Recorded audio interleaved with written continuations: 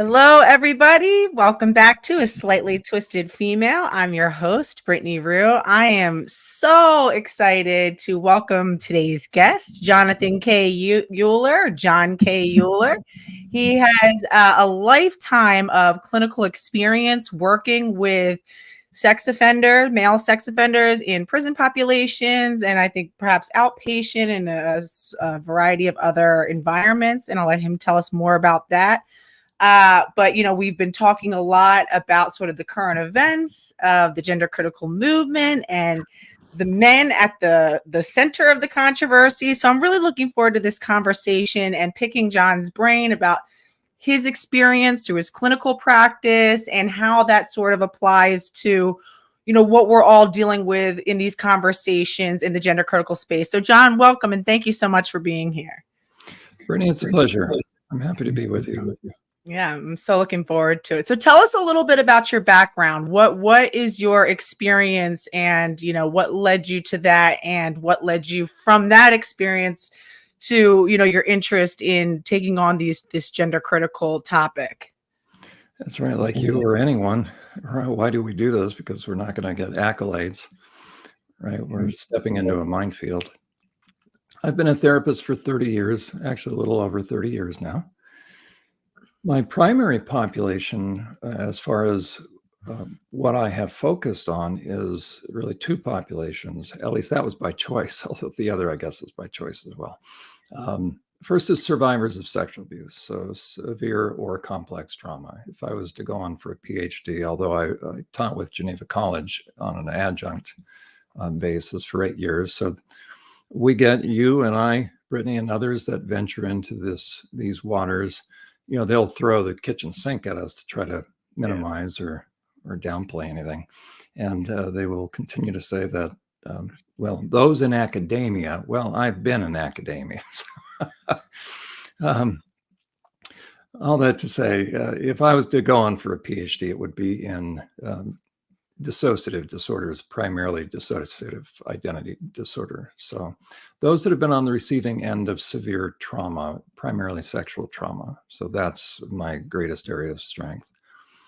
Then I've worked extensively with kids in the system. The kids actually that are being targeted, the majority of them, that are being targeted by the trans movement. So that's why I'm driven to speak out about that, because I know that population. Out in California, it's called severely emotionally disturbed kids. Right. So kids that are in group homes or those that are in residential treatment. And I primarily, near the end of that span of time, worked with girls, the most severe cases. So everything you see in the trans movement, I can speak to because I've been a therapist for 30 years, and I've worked with the the young people that are being targeted. And that's why I can speak so definitively that this is the greatest. So I'll give my little spiel, then I'll talk about the men. So my background is very unique in the sense that I can speak about the kids that are being exploited. That's all the trans movement is. Right. Or it's predatory individuals. You have predator and prey. That's all the trans movement is. After working with kids in the system and spent 11 years on psych staff in the Pennsylvania Department of Corrections. Started with SEI Crescent. That's where I was recruited to. You're Pennsylvania based too, right? Well, no, I started native Californian. Okay, because when you say SCI, that's usually like a Pennsylvania. That's right, but then spent 16 years in Western Pennsylvania. Got it. Cool. Out of the Johnstown area. And then transitioned back, reconnected with my high school sweetheart after 40 years. And then she received a head trauma, compliments of her 70-pound dog. Don't get hit in the side of the head with a dog that's running full speed. So then we made a transition out to South Carolina. So that's where we are now, where I am currently, I think, probably the largest community-based sex offender treatment provider in South Carolina. I have 5 groups. And so I dealt with, circumlocution here. As far as my work with men, let me go back to the trans movement just for a moment. So sure. I can definitively tell people that the trans movement is the world's greatest lie, scam, and scheme that's ever been foisted upon vulnerable kids and their families, because it doesn't exist. It's man-made. Amen. Jennifer Billig has done a wonderful job focusing on the transhumanism end of things and the money behind it. I can just tell you about the clinical end of things, that it doesn't exist. Of course it exists. That's why we're having to talk about it. But it's a complete man-made, fabricated, perfect PR spin that now has been underway for 20 years. And it's brainwashed an entire generation of adults as well, of clinicians. I am absolutely mortified with the field of mental health. It's the most dangerous thing I've ever seen. And my kids are grown now. I got plenty to do rather than continue to talk about that. But when people are being harmed, so that's why no clinician will debate me on this. As a matter of fact, I'll open invitation again. You want to come on my live program, Brittany, you've got this live, right? On Friday nights, I do a regular kind of counseling podcast. It's called Journey to Healing, Friday nights, 8 to 9 p.m. Eastern Standard Time on tecn.tv. Come on my program. If you have the credentials, you come on, we'll debate about this. But nobody will. You hear that, guys? Find your local clinician who is on whatever side of this, and especially those who are still propagating this, and go ahead and challenge them, to take Jon up on his offer, and apply some pressure, guys. Make these people hold themselves accountable. Put them in a situation to be held accountable. That's the only way that they're not going to be able to spin move, is really being live and in front of somebody like Jon, who has the experience and the credentials to call people out on this. And we'll also talk about the deviant men, which is where our focus is going. But with the trans movement, and as a matter of fact, Stella and I have a little history together, very brief. So that's why I've appreciated you calling out Stella. I was going to interview Stella before GenSpect started, because it appeared like she was trying to help these kids. So I didn't know anything about her other than I had seen some tweets. And it turns out we couldn't coordinate our schedules. But I think almost on the day we were ready to roll, either she or I had to reschedule, and we never were able to. Well, now I'm glad, quite frankly. When did we start GenSpect? Do you remember? I want to say around, I think it was about the time that I transitioned out here to South Carolina. So about 2018, give or take. Yeah. So now I'm glad, because she blocked me.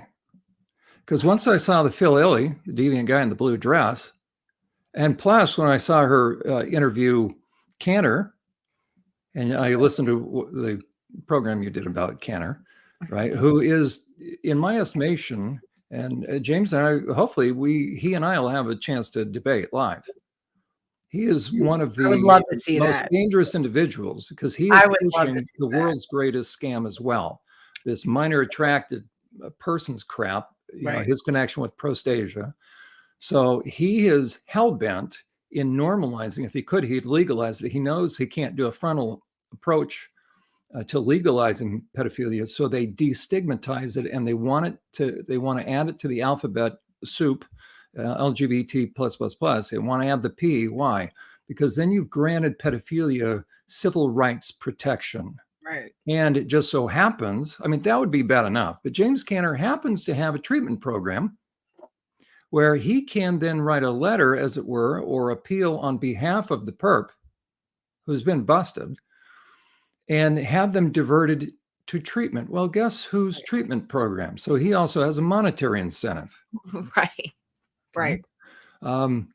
And Cantor has, I would say this, he has limited experience. Quite frankly, he's talked about his experience with sex offenders. It's very limited. How can I say that? Because I've worked now 3 years in the community, and I know what access you have to criminal histories. Right. You have nothing compared to working in a prison. He never worked in a prison. He worked in a hospital where he did a year or 6 months internship in groups. Okay, I run groups. So he's a joke. He's an absolute joke, but it comes across so erudite. He fancies himself the second Mr. Spock on the original Leonard Nimoy, but no, his demeanor belies the reality that he is so agenda driven, and then that's where my background then. The reason I transitioned, pardon the pun, the reason I transferred from California to Pennsylvania is I was made an offer that turns out to be too good to be true, but the Lord oversees these things. I was made an offer to revamp one of the children and youth or Department of Children and Family Services departments, so Cambria County. So I took that over for a year, found out they don't take kindly to change or open, It's like, what's the point of bringing somebody in to... So I can speak to what those departments do.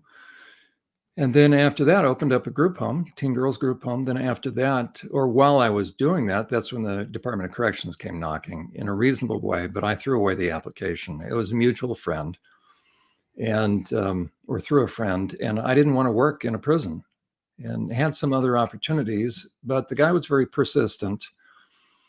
Well, little would I really know that the reason he was doing it until afterward, and then I saw the emails, he hadn't gotten rid of the emails, is that the state of Pennsylvania was being mandated to do something about guys in long-term solitary confinement, mental health inmates that were just languishing. Right. So through that experience, so I started, now in retrospect, once I figured out the whole situation, I was recruited to start the nation's first intensive treatment program in long-term solitary confinement with the worst of the worst. So through that, I accrued more clinical contact hours than any psychology staff member in prison. So any prison psych staff in the US or Canada. So my clients were the Hannibal Lecters and the rapists and pillagers and plunderers. Wow. So you're critical source, pretty much. Right. And then from there, transitioned to running one of the standalone forensic units for sexually violent predators, and then continued to do high and low intensity treatment, sex offender treatment, did specialized evaluations. I'm certified in the hair psychopathy checklist. There was a handful of us that were hand selected. The DOC flew Dr. Robert Hare, who created the hair psychopathy checklist, the PCL-R. So I'm certified in that. And after 11 years, decided to retire. And then I have full-time caseload, regular folks, and then have my 5 groups. So I have 2 evening groups and 3 on Saturdays for sex offenders. Wow. And then I have my websites and my blog. And so like I said, so what you're trying to tell us is that you're a critical resource. You're a critical... I know what I'm talking about. So now as we transition... to talk about the sexually deviant and dangerous men that are laughing all the way to the bank, whether in blue dresses. Let me ask you a real quick question. You notice Phil Illy, he didn't take me up on my offer. As a matter of fact, anyone has a standing offer. Any of these deviant men or anyone with any credentials has a standing offer to come on any of my platforms and debate me. You hear that? We have 104 people in here. So everybody who's listening, Absolutely, either live or after, go and help, spread that word. And like I said, if you guys have, contacts, whatever, if you know clinicians or any of these other men, go apply some pressure and let them know that there is an open invitation, Jon K. Uhler, and he would like to talk to any of these people who think that they can give a solid and sound argument for why they do what they do. And, if they're confident, there's no reason. So, go ahead. Let me add one other challenge that I have made, even in the video that I made about it through the interview with Ken Herdman, who was a treatment specialist, sort of a case manager, and he was doing specialized groups. So he and I rode together to SCI Somerset for 2 years. You get to know someone as a roadie, as a carpool partner. But I have a standing invitation to any state, federal, or provincial official that's connected with any prison system to prove me wrong that any man that wants to go into a female prison, therefore being facilitated into there, is an imminent threat to women, to the female inmates. Prove me wrong. And the second part of the offer is this: you, at your expense, either Mr. State, federal, or provincial prison official, you open up your records to me, give me full access to your mainframe, and I will show you that 100% of all the men that are desiring, seeking, or have been facilitated into a prison have perpetrated damage and harm to females. It's not that, well, only 50% or 75% are sex offenders. The rest either pled it down or weren't charged for it. How do I know? Because I had access to the mainframe for the Pennsylvania Department of Corrections for 11 years. So 100% of these men, this issue frosts me to no end. And you've done a great job, Brittany. People need to understand women are being traumatized and tortured by these very dangerous and deviant men, 100%. And prove me wrong, and no one will. I'll chew them up and spit them out because I know exactly what I'm talking about. I love it. I did a little exercise over this issue. Women are being harmed. The women that male prison has a full range of criminals. Female prisons have one of two extremes typically. You have those that were being used and manipulated, so we call them the codependents. About 80% of prisons are filled with about the codependent kind. They're non-dangerous, and it's traumatizing to go to prison, number one. Actually, I would say probably 90%. Or you have the really dangerous women, and quite frankly, they were probably abused. Right. And they're mad as hell, they ain't going to take it anymore. Or, the ones that got involved in gangs. But so unlike a male prison that has a full continuum of offenses, female prisons are different. And they have twice the mental health population. And in the state of Pennsylvania, they have a rating system. So severely emotionally disturbed or on the what they call the D roster for the severely mentally ill. They have twice that of the male population. So you're going to put a perp. And how can I say that? Because all the transes are ruse anyways. But, here's the joke of it. I'm the only psych staff in the U.S. that stood up for a trans inmate who was being abused. That was part of my whistleblowing. Wow. And therefore, somebody can look up Department of Justice versus SCI Crescent. I'm the reason they shut down SCI Crescent in Greensburg. So you mean you're not doing this just because you hate trans people? You like that? Trans folks? So, but the reality is this, and what's so funny, and Ken actually spoke to this on my interview with him, is generally speaking, the psych staff can't stand the trans guys because they're self-entitled. But virtually every one of them, why do they come into a prison system?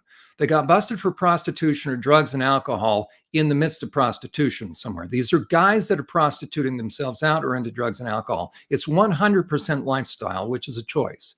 Okay, right. So when they come into the prison system, and I actually just had another, he's in North Carolina. He is a prison psych nurse, a male psych nurse. He also works in a emergency room. And he said, "Can I ask you a question?" He said, why do people tolerate these self-entitled individuals? As a matter of fact, I had a couple of the inmates, the guys that are out now in my groups, and they asked the same question. They said, why are they kowtowing to these guys? He said, they all know, everybody knows. So in a male institution, everybody knows that the most preferential treatment is given to these trans guys. So this may sound contradictory. The legitimate trans guys, there's no such thing, but we're just going to use that label. Okay. So guys spreading around with breasts and first of all, what was his lifestyle before? He's into the male homosexual lifestyle. He's usually prostituting himself out. So does he fear male contact? No. Okay. Does he fear male attention? No. What kind of neighborhoods was he hanging around? Right. He doesn't have a lot of fear. He gets his own cell, which is rare, at least in Pennsylvania. It's going to be the same thing no matter. He gets special commissary. He gets to bump to the head of the line. And here's the other inmates you say, Julie, these guys, they get their shirts wet and they press up against the windows. Okay, they're taunting the officer. They flash everybody, so to speak. Okay. So first of all, they're not fearful. So there's the lie. If they are the legitimate trans males, they want to stay in the male prisons. Right. Because they get preferred treatment and they get a little entertainment. And if they want to hook up, they end up hooking up. It's the deviant men, that are the predatory ones that want to go into the female prisons. Right. The ones who want to target. And I don't know if you ever, and I'll send it to you after this. I did a compilation video called Wolves in the Hen House. And I had a clip of, I think it was it was the first trans identifying male in California, I believe, either California or I forget which state. I think it was California, to ever be transferred to a women's prison.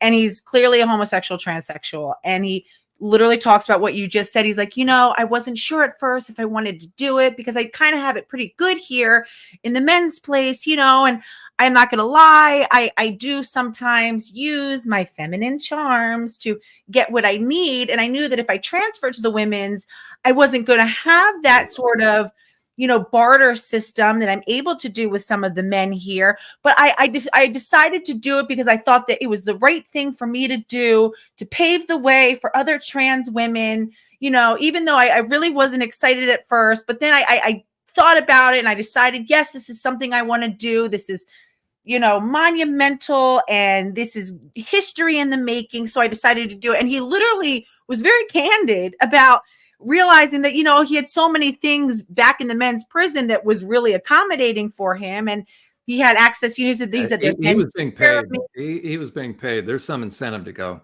Yes. So the quote unquote trans inmates, the males, want to stay in the male unit. And the joke of it is none of the psych staff want to deal with these guys because they're histrionic and self-centered and self-entitled and narcissistic. So they are time intensive. So guess whose caseload they would always put them on?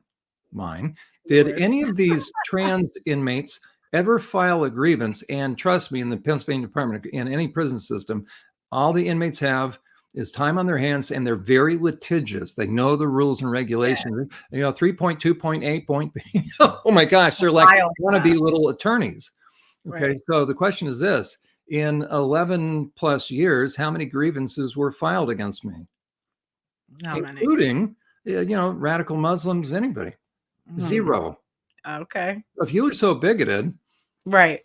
If you can go 11 plus years, I almost wonder if I started to lose my edge about, my effectiveness. So that's pretty good. If you can be in a prison system for 11 plus years and have no grievances filed against you. No, that's not bad. Evidently, you're not too phobic. It's not bad. And that's including kicking guys out of sex offender treatment group. Right. So if you can kick a guy out and he can't file a grievance, meaning he knows it's futile, because that's going to delay their parole. Right. Yeah. So you're telling us that it's not, from a place of just hatred for fellow people. Yeah. And I did have one grievance because I did kick a perp out. As a matter of fact, I think he's appeared. I think he got out of prison. I think he's appeared, and now he is a troll on my page. He's trolling me because he has an axe to grind. There seems to be like there's one person, John, my dog is whining. I'm going to put you on single, talk to them for 2 seconds, and I'm going to quick. I'll keep the audience entertained. If they have any questions. Oh, whoops. Yeah. Anybody, are you able to do you know how to access the No, unless I go to if you want to tell me how to do it. I'm pretty tech challenged. Oh, there's comments. Wait. Oh, I see them. Okay. Let's see. I see one here. Okay. Does he believe TIMs? I have to claim ignorance or TIM. I'm embarrassed to say I don't know if I know what TIM is. To be what we call predisposed sex offenders. So somebody will have to clarify what TIM is. Nobody's predisposed to being a sex offender. Here's my take on sex offenders. It is male deviance. We will go into that, by the way, because I didn't understand deviance. Oh, there he goes. Trans-identified male. There you go. Okay. Does he believe Tim's to be what I call predisposed? No. Trans-identified males within the trans movement, so to speak, you either have predator or prey. Now you have financial predators and sexual predators. That's what we see going on. And also within the male homosexual community, I think you probably have, this is just my own subjective sense, 60%, 70% guys that were abused, and the rest are just predators that were not abused. Male sexuality is very different than female sexuality. And the issue, and that'll bring us full circle into what we're going to be talking about, all the sexual deviants that are wearing dresses that are trying to get into and trying to affect their narrative, trying to control the narrative in the trans movement. So all the AGPs, those are just sexually deviant males, because the ones we're dealing with are activists. Okay. The issue is male deviance, and I'll describe that in a moment. Male deviance, ever since the 70s, has now been fueled by or supercharged by pornography. So here are some facts for you. It doesn't matter anybody's opinion, here are the facts. In this day and age, and certainly ever since 2005, when I was in the Pennsylvania Department of Corrections, so you have to assume it's since the 80s, that 100% of all sex offenders were deeply steeped in pornography prior to offending. 100%.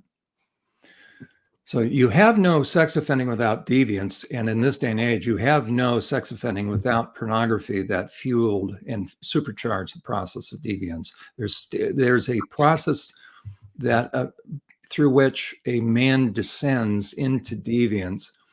And when you hear the term deviance, and here I heard it all the time on staff, my background is not criminal justice. My background is counseling, counseling psychology. So you kind of go along with the term, but nobody can define it. Well, I'll tell you exactly what it means now because I worked hard to figure this out.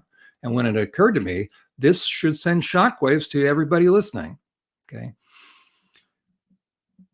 Deviance is different than male lust and male attraction. Okay. When Debbie David Hayton, the little deviant man, okay, and I just did a interview with Uta Hagen on unmasking the trans movement. I have that website and the same YouTube channel. If you all want a good fact-based resource how to unmask the trans movement, go to Unmasking the Trans Movement on YouTube or on my page. So Uta Hagen, we unmasked David Hayton. Okay, and the reality is these guys are deviant behind the scenes. That's all these guys are. Brittany, you're careful and you do a wonderful job, and you reference fetish. They're just perverts. Right. Okay, this is just perversion. Now I'm in the field, right? So the DSM calls it fetishic, for fetishes and all that. Okay, but the reality is this: they're sexual deviants. Right. Now, male deviance is this: where a normal guy can only get an erection when he knows that his partner is, I'm going to use male, female, okay? When he knows that his partner is enjoying herself, that's a normal man. Right. So that's why the mood matters. So if all of a sudden she says she's not in the mood, he will lose his erection. Or let's say just at the moment of climax, they're both together, they're having intimacy, they're having sex, and all of a sudden she looks up. So he's on top. She looks up and says, "Oh, I really need to clean the ceiling." What would happen for a normal guy? Yeah, it would kill it. Over. Right. So male sexuality, normal male sexuality, intrinsically is tied to the female response. Right. And reciprocal. There you go. Right. And that's the way it's supposed to be. Right. So there isn't to be any pressuring. There isn't to be any self-centeredness. It is to be giving. As a guy becomes more selfish, as a guy begins to override his conscience, as his ego grows, there will be things that will happen within him. He'll morph through different stages to where it'll be less about the person and more about him. Right. That's the process of objectification, right? And you just don't sexually objectify somebody. You can financially objectify somebody. If you ever go onto a car lot to purchase a car, guess what they're doing to you all? Any of us. They're sexually that's probably true. They're financially checking us out. They're financially objectifying us.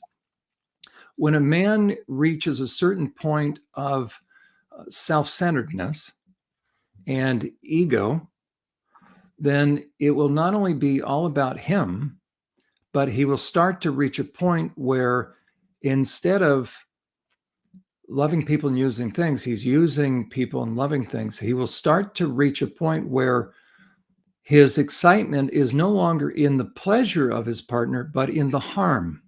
Right. Right. So a deviant man can only get an erection when he knows that he's causing duress or trauma in someone. That's a predator. Right. And I'm here to tell anyone that 100% of all the activistic men, how do I define activistic? Any of the men that somebody would start to list their names off for us. That's how we know about them. Right. The unquote normal AGPs, you don't know their name. Why? Because they don't want attention. Right. So any of the men that we're talking about, including Phil Illey, who won't come on and debate me, the little coward. Yeah, right. Okay. They're deviant. So I'm telling you what they do behind the scenes. That's why they're a present risk. Why can't people see it? Like, how is it that we have people who not only don't see the risk that he posed, but actively advocates on his behalf as being either, a non-risk or even helpful? And, this idea of these AGP men, like David Hayden or Phil Illey, that they're helpful, that they have something to contribute. Or even Julie Bindel. I mean, talk about a woman that has a fiery hatred towards men, but I just saw a picture. She has her arm around this guy. Right. And little do they know. There's probably a couple of reasons why. I'll just throw them out to you. One is let's take the Julie Bindel kind. As a matter of fact, I featured her in a video I did about the dangers of prostitution and how it's absolutely exploitive, this misnomer of sex work. And so I featured her in there, and I actually sent her a copy of it, and she nearly skewered me. Like, who are you and how dare you? And you're a male. I don't want to talk to you. Wow. I was close to getting her out of my video, but she's done good work. Nasty woman. So that's what's so ironic. Here's a woman who, it appears, other than going on talk shows with men, has a real hatred, a deep-seated hatred of men. Well, why she have her arm around or taking a nice photo with some of the worst, right? Because that hatred. So maybe on the extreme, you would have somebody that's so blinded by, and therefore the question is, how did they become so angry to where now they just have grouped all men? It would be the same thing about all women. But anytime I group people, the question is, why am I doing that? How did I get to that point? She probably has been severely harmed. And so now there's no good man out there.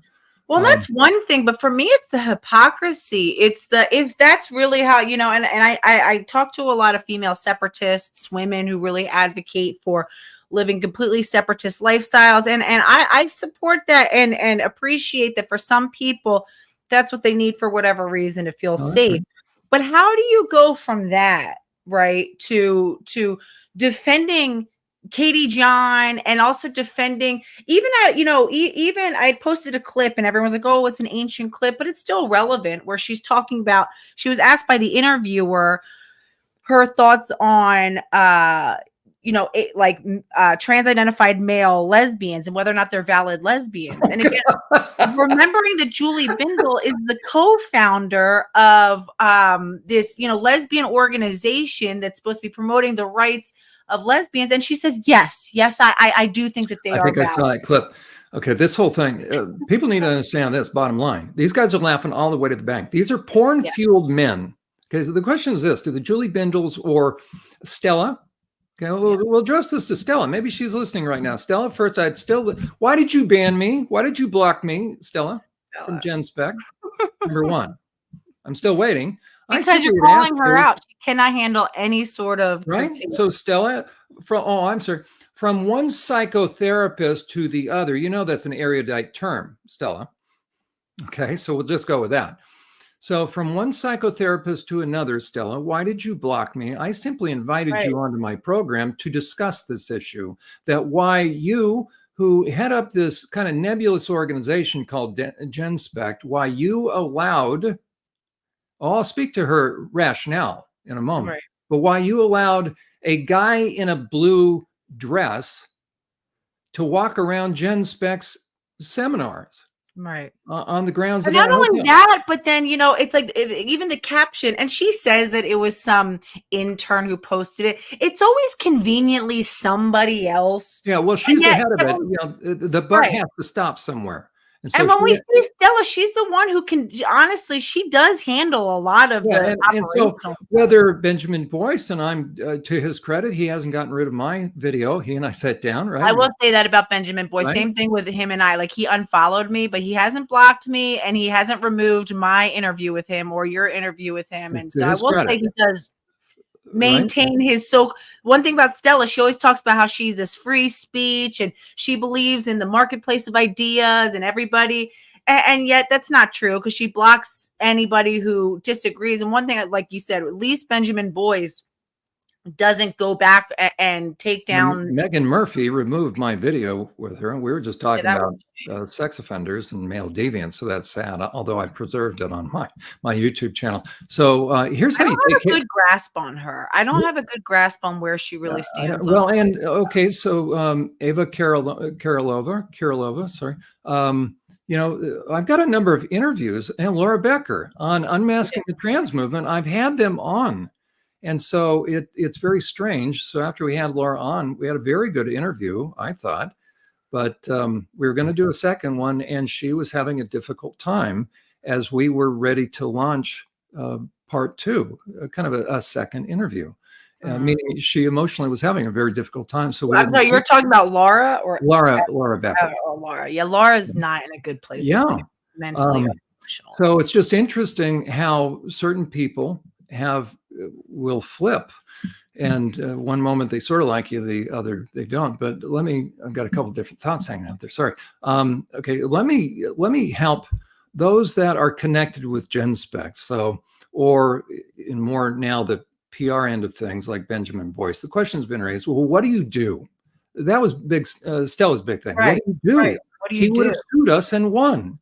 No, Stella, I'll tell you what you would do. What would I do if I'm running GenSpec? I'm doing a conference and I see this guy in this blue dress peddling his little book. I walk up to him. I say, "Hey, I'm Jon Uhler. I'm head of this organization. Who are you?"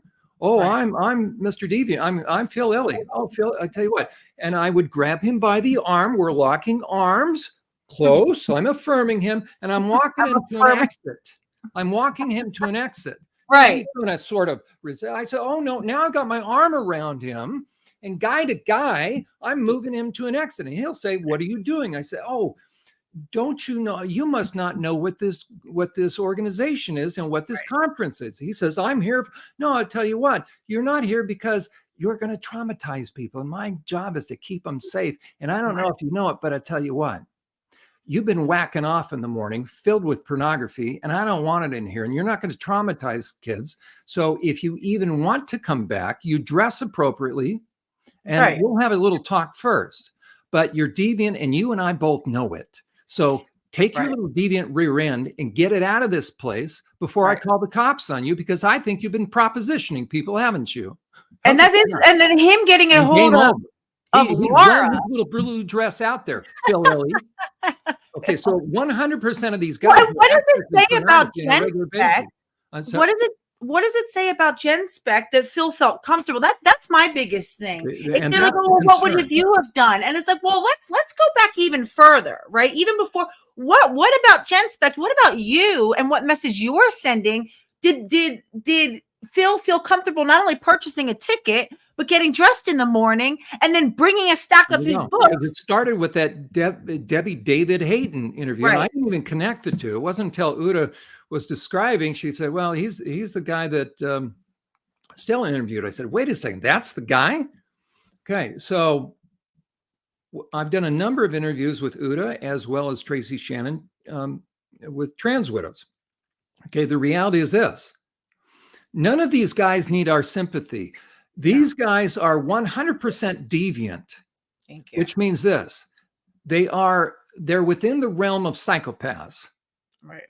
Okay, people need to understand that. They're sociopathy and psychopathy. These are not unique standalone things. Let me describe it, because I'm certified in the Hare Psychopathy Checklist. I've done forensic assessments of psychopaths. I had an offer to go on to work for the Sex Offender Assessment Board of Pennsylvania, SOAB board. The SOAB board is a secondary assessment means of ensuring public safety when a guy's coming out of the institution. So a guy's coming up for parole, I would do the specialized parole eval for them. Then the SOAB board also does a secondary evaluation. Guess what assessment instrument that the SOAB board uses as part of their normal protocol? The PCL-R, the hair psychopathy checklist. Right. Why do they do that? Because it is inherent within sex offending that you have likely high degrees of psychopathy. Why? What is a psychopath, by the way? And you have bloody and white-collar psychopaths. And I'm convinced there are a lot of white-collar psychopaths. And Robert Hare himself said if he hadn't studied them in prison, he really didn't. He took inmates that clearly, based upon their criminal history, were psychopathic and did functional MRIs with them. Okay, he said if he hadn't studied them in prison, he would study them on Wall Street. So you tell me, right? And he wrote a book, good book, called Snakes in Suits. Therefore, they're medicine. They're not rare, right? They're all over the place. Right. Where do they go? Politics, finance. So the thing about it, here's the 3 characteristics of psychopath and why they're playing Stella and others for fools. But now we have to ask, is Stella being played or is she facilitating this? So a psychopath is simply this: somebody without a conscience. It's not nature, nurture, genetics. Those all play a little bit of a role. But the issue is this: how do you become a psychopath? You're not born that way. How do you know? It's anybody who has dealt with psychopaths. It's a theory, but we have, there's such a thing as a psychopathic brain. Once your brain becomes psychopathic, you ain't going back. Right. And the thing about a psychopath is this: the psychopath has no conscience. That's how you become a psychopath. You override your conscience long enough and you will. So no conscience, therefore no remorse and no empathy. Now overlay that with sexuality. Now you're dealing with a predator. And the one thing about a psychopath versus a sociopath, how do you understand a sociopath? To be a sociopath, you first have to be a narcissist. A sociopath is more like I'll describe it. Ready? So to understand it, it builds upon the other. We hear the dark triad. It's redundant. It sounds fancy, but it's a silly term, and I'll tell you why. Have you ever found a non-narcissistic psychopath? No. Simple narcissists will let you know they're narcissists. Right? Self-aggrandizing. A smart narcissist will never let you know. Well, how do they not let you know? Because they perfected the art of impression management. That's one of the characteristics of a psychopath. Narcissists are emotional black holes. It's all about them. They feel self-entitled. There's nothing wrong with their self-esteem. It's whacked out, but there's nothing wrong with it. You have to feel pretty good about yourself to strategically override boundaries. As you begin to polish your talent of overriding boundaries, you're becoming an expert at how to win friends, influence people, at sales. Now you're a sociopath. So a sociopath is the consummate salesperson, but they will stop when boundaries are implemented. They will get, well, the getting's good. They operate on cost-benefit analysis. When the cost is too much, they'll move on. A psychopath, you continue down that road, sociopath first. Now you're working people. The difference between sociopath and psychopath is sociopath is sales. Psychopath is all about having a negative effect. Let that sink in, because that's why deviance is important. So it's not even just about so you're saying it's not just about self-serving, but it's about self-serving plus actually having a negative. What gets you off, what motivates a psychopath is not just getting over on someone, but knowing they're generating harm. Right. Now, the question is this: what kind of guys would dress up in women's underwear? There's a danger right there. The question is where they get their underwear. I'll tell you where they got them from: laundromats and other places. Yeah. And I say to anybody, prove me wrong. Or their family, their wives, their They've children, like Sam Britton. Okay. They said that Caitlyn Jenner was stealing like their daughters, and by the time a guy's stealing underwear, we got really serious issues. Think about it. I've been working with sex offenders for 15 years. Right. Okay. Now the question is this: do these guys ever get like honest, or did they stay? Not until very few of them. I've had probably in 15 years, I've had probably 2 that have gotten honest. Okay. They lie through their teeth. They are the world's greatest liars. So, James Canner, when you're telling me about your definitive research, or Blanchard or Zucker, anybody that claims to work with sex offenders, if you take the self-reports of the world's greatest criminal minds and greatest liars, Sam Brinton, for example, that's your data. Well, if you look at through Cantor, I was looking through a lot of Cantor and Blanchard. I was going through a lot their resources. Like, so I was going through a bunch of his papers and research, and then I was looking at his citations. His citations are himself. It's like him and his friend. No, right. And I found a research paper on Cantor. What kind of mind? Okay, it's a case study on a guy that basically is into cannibalism or consuming himself. Okay, do you know how dark somebody has to get? Okay, I worked with the worst of the worst kind of inmates for years. James Dobson had a few hours with Ted Bundy. I've worked years behind the scenes with these guys, so I can tell you about the criminal mind and how it gets there.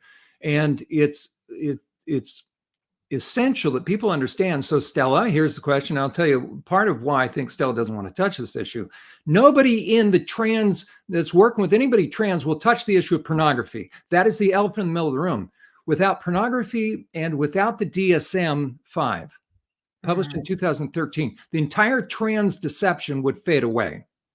Is it because of the money that pornography generates? It's the grooming.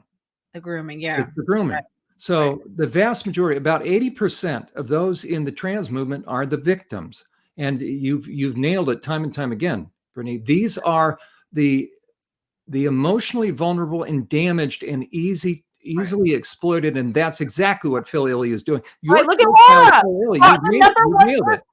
The number one person that he spent time talking to about his theories of autoandrophilia and who he took the photo was with Laura Becker. Anybody who takes even the slightest interest at the most cursory surface level to look into this woman can immediately see, my God, no, she is so vulnerable, so unwell, and have Stella O'Malley platforming her on these panels and talking to her. And she's talking about her crack addiction and being groomed by men on Grindr, these gay dating sites, and clearly letting us all know that she is so unable to care for herself properly. And Stella's like, that's great. That's great. Right. No, and it's horrific.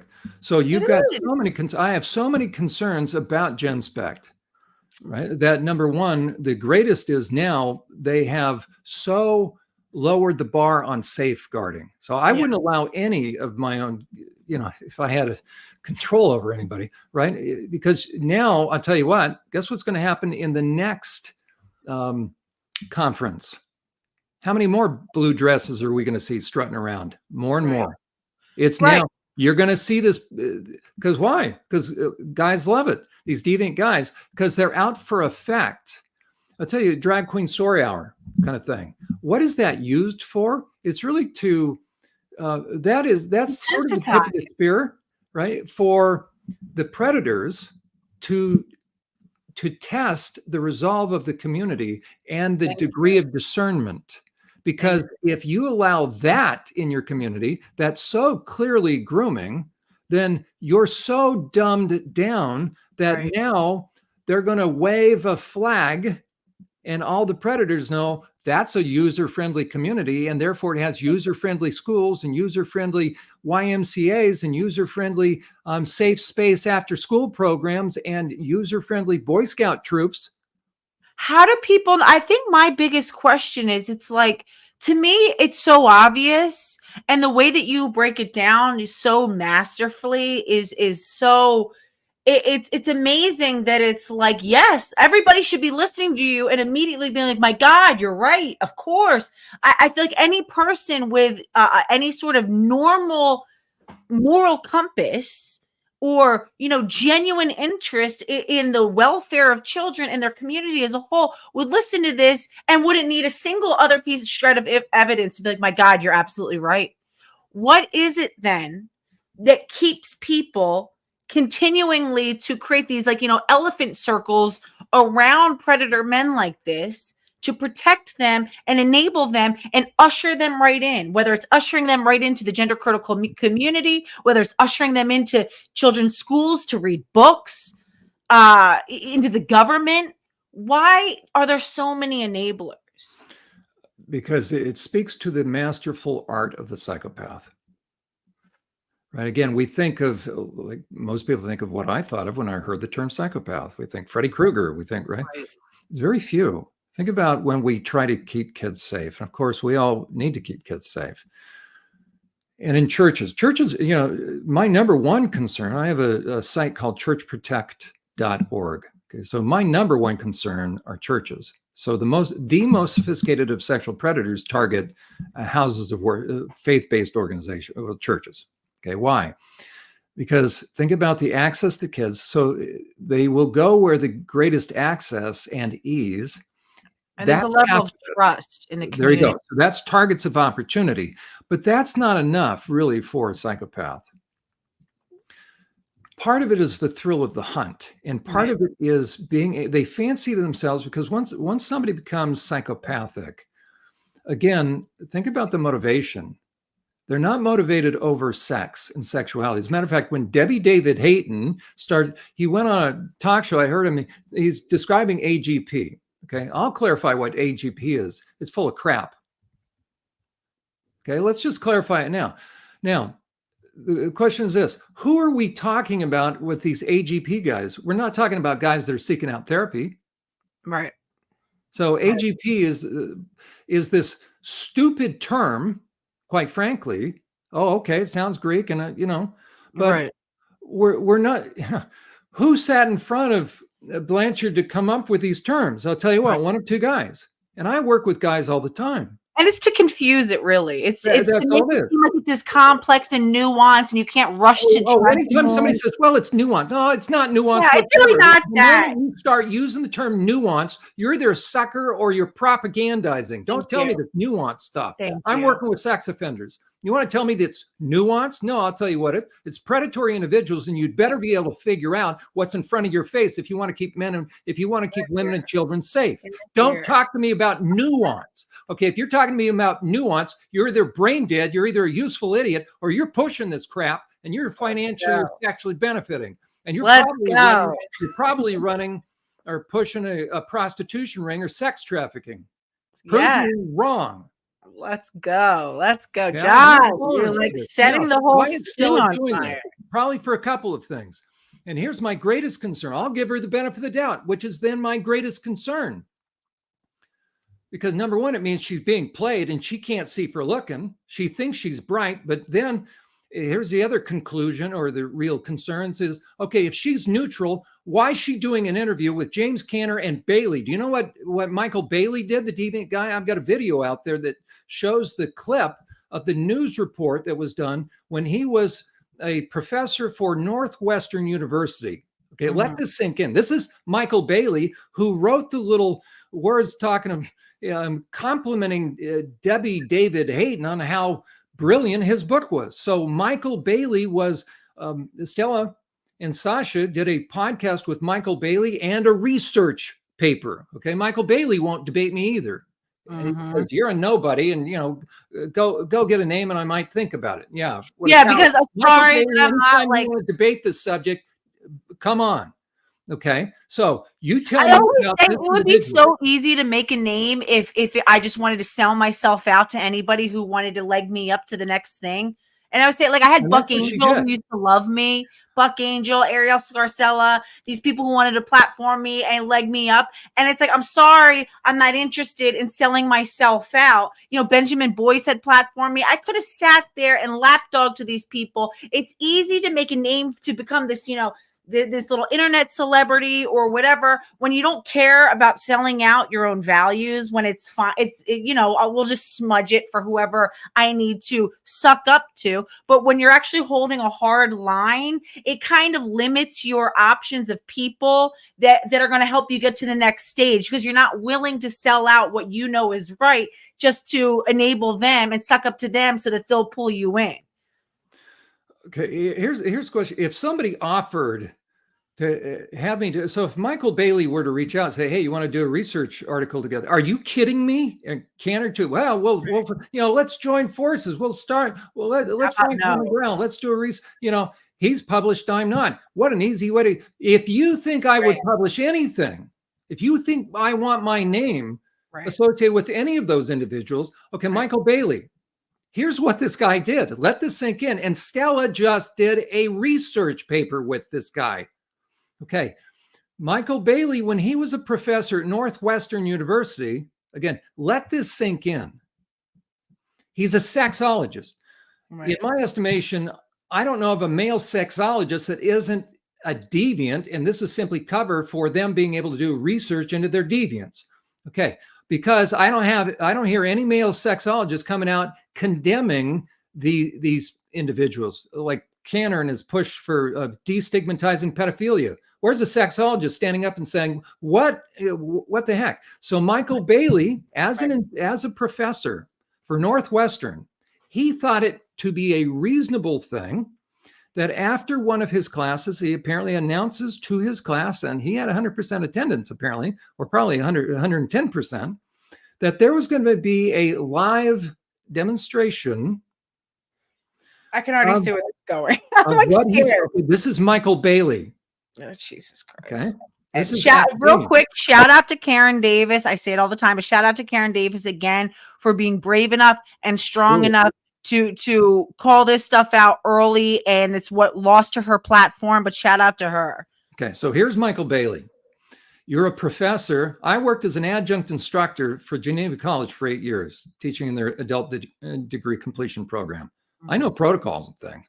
Right. So Michael Bailey arranged for a live demonstration after a class, and here they come. Here's going to be their demonstration. A man and a woman shows up. The woman disrobes,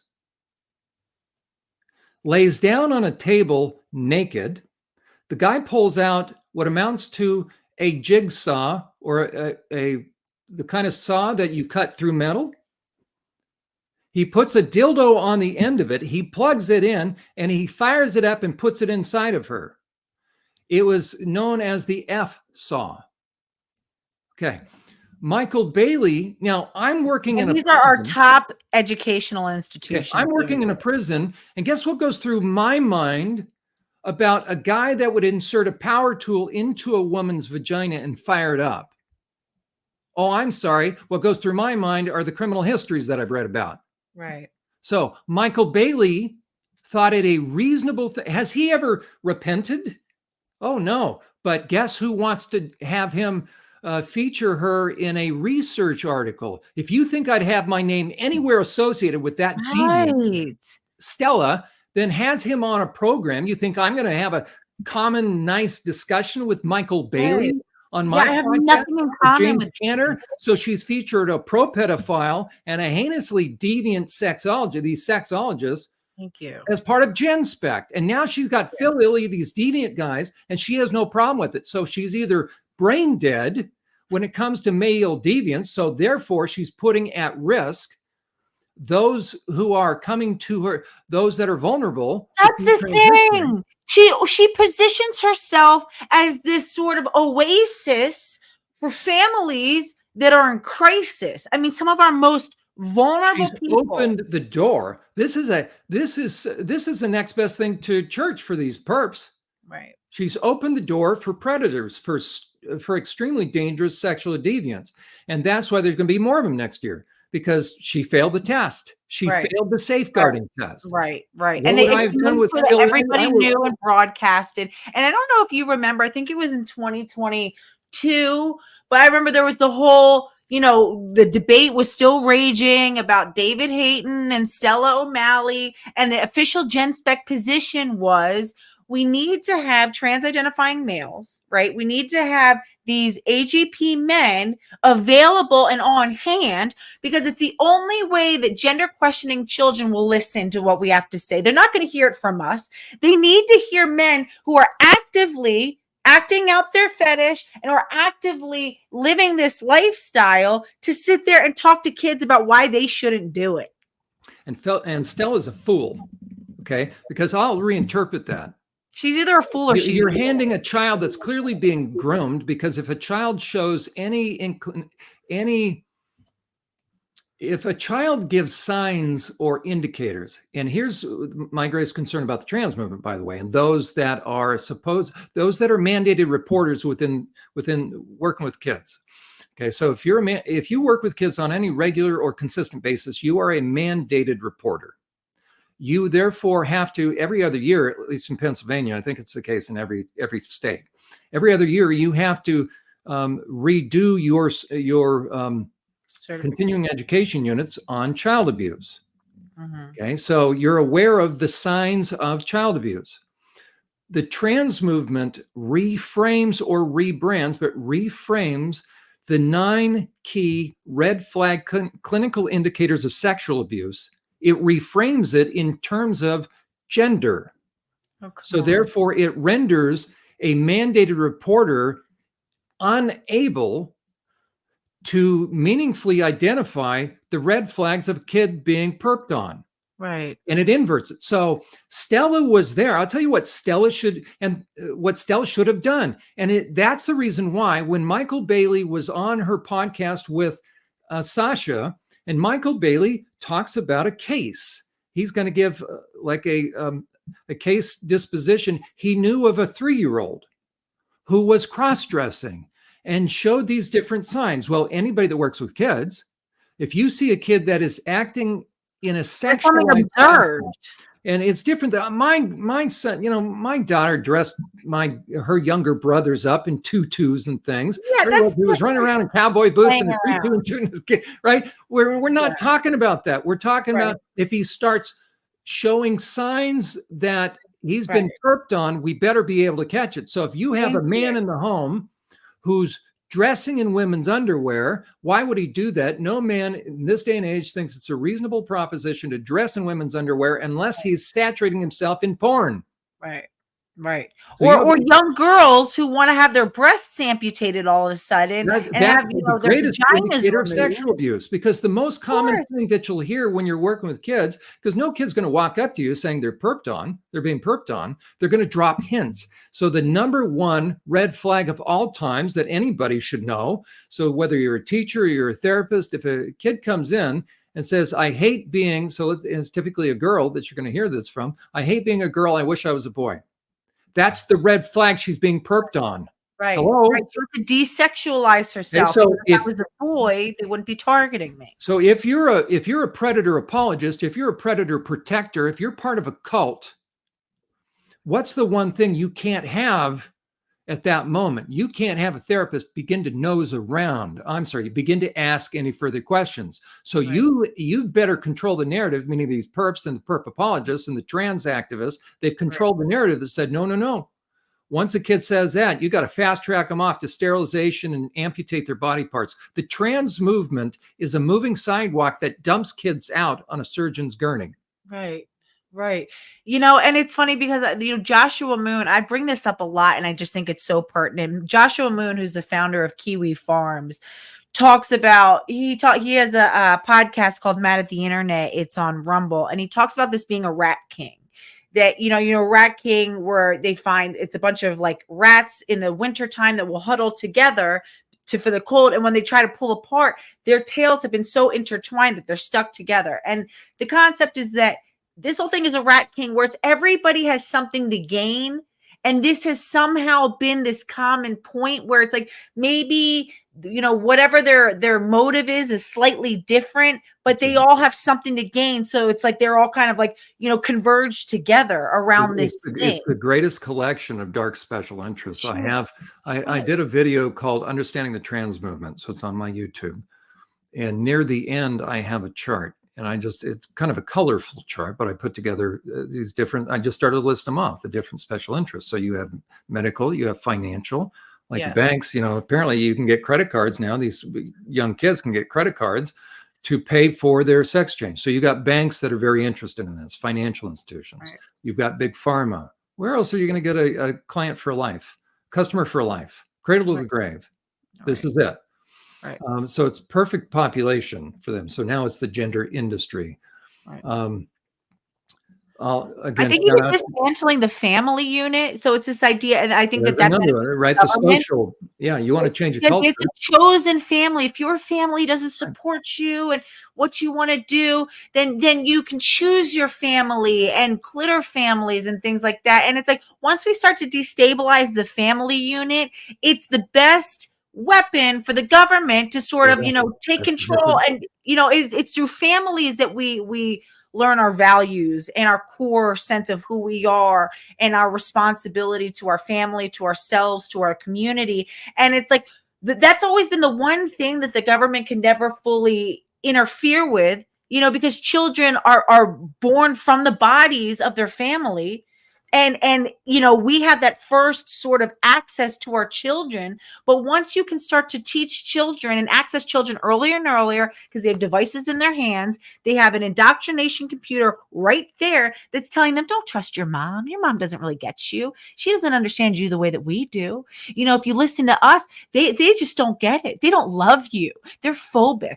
They don't, you're just born special, and you need special people who truly understand you and can help develop you. And over time, it's just this total breakdown and this decentralization of, or re-centralization towards government, towards whoever else, these other powers that are destroying the family and taking away our ability to decide what our values are, our identity as a people is. It's actually, it's terrifying. That's right. And people should be concerned about it. And that's why Jennifer Billick, when she started adding about transhumanism, I hadn't really thought about that as much. It's part and parcel. But Right. Brittany, what you're bringing up is very important. I'll continue with the dark special interests, by the way. I'll rattle them off. But so do I believe that this is 100% coordinated? Absolutely not. I think it's exactly this, what you described as the rats together. Yes. I liken it to jackals that are feeding off a carcass of a kid. It's graphic, but that's so you probably have some coordination within different groups. Of course you do. Like the medical hospitals will then donate money, or banks will donate money to hospitals. It's money laundering too. Hospitals will donate money to universities. Universities then have the gender studies, and then some of those gender study people will then, the students or the grad students, not only are they pushing on the kids, but they will be the activists that will go and read to the kids. The kids then learn about, they start to question their own gender, then they start to get transitioned, then they go for sex change to the hospitals that started the funding process. Right. Okay, so there's a grand loop. So Right. you could say there's coordination among those. But if you ultimately, so the ones I'm most concerned about ultimately, as far as who's the most diabolical, it's really what you just listed, the Schwabs, those Soroses. Because how do you ultimately create a top-down system around the world? Ultimately, you have to remove the ability for people to think in human terms. So instead of loving people and using things, you're going to now invert everything. You then ultimately you disconnect people from their humanity. How do you do that? You remove the idea of family. Family is how people are humans are cultivated, and conscience is cultivated. So if there's no difference, if it doesn't matter where you raise a child, then a group home or the foster care situation, it should be just fine. But we know that it's traumatizing to remove a child from his or her home. Why? If you put them in an institution, now they have no loyalty, they have no affinity. And now look what happens, for instance, in any communist army. And how do they treat women and children? Right. So the more you remove the importance of the nuclear family, you now can mold, if you're top down, if you want to create a dictatorial kind of situation, you have to get rid of the family. And so it's the same reason in China when they created eunuchs, part of castrating these eunuchs and then bringing them into the Chinese royal palace. The castration is symbolic too, because it's saying you're cutting your ties to your family of origin. You're now loyal only to us, and it's the same thing even when they would take children, like in the Liberian Civil War conflict in the 90s, when they were removing children from their families and saying that's no longer your family is now the army. And they were training them as these child soldiers, and actually, sometimes taking care of them the way you would take care of a child, so that they would become so loyal and do anything. That's the method, right? That's exactly what cults do. So users, manipulators, perpetrators, predators, cult leaders, all the same thing, really.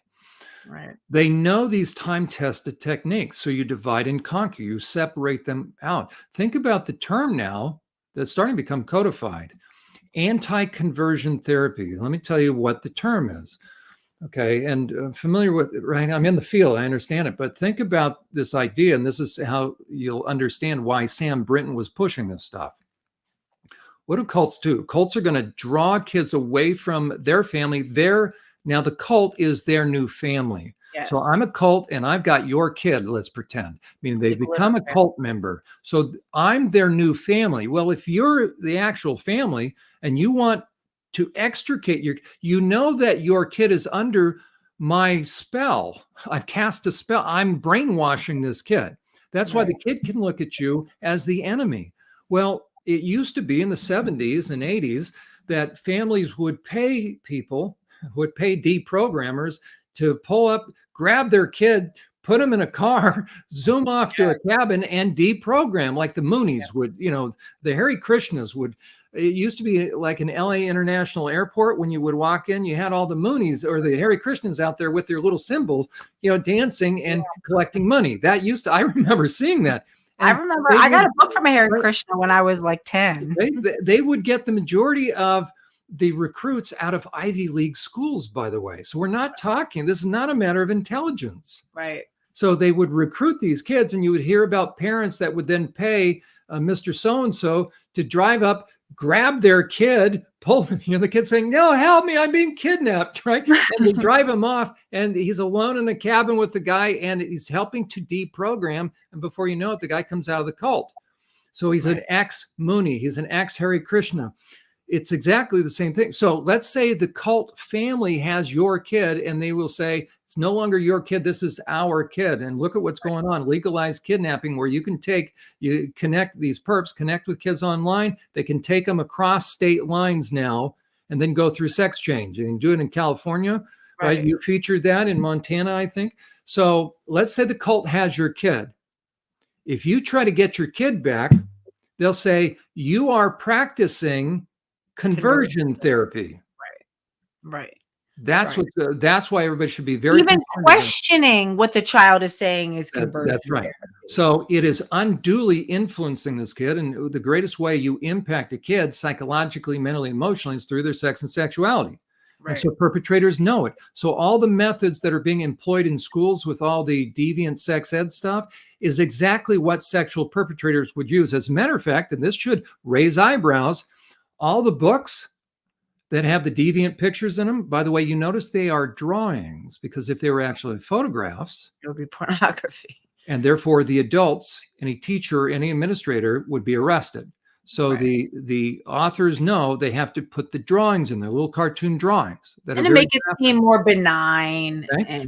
And I'm here to tell you, if any of the guys in my sex offender treatment program were found in possession with any of those books, they'd be immediately failed out and sent back to prison. Why do you think? Wait, I'm sorry. What was the question? If any of them had, because they're pornographic. The drawings are pornographic. Okay, and why else?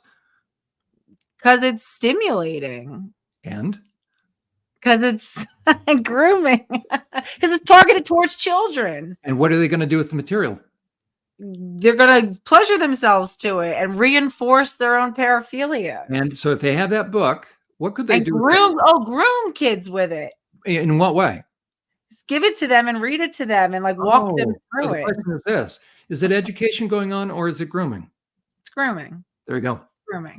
It's grooming. It's the same material that would get a sex offender sent back to prison. Did you see the videos of the mom? There was a mother, I don't know what state it was in, who confronted the school board with they won't let her read it.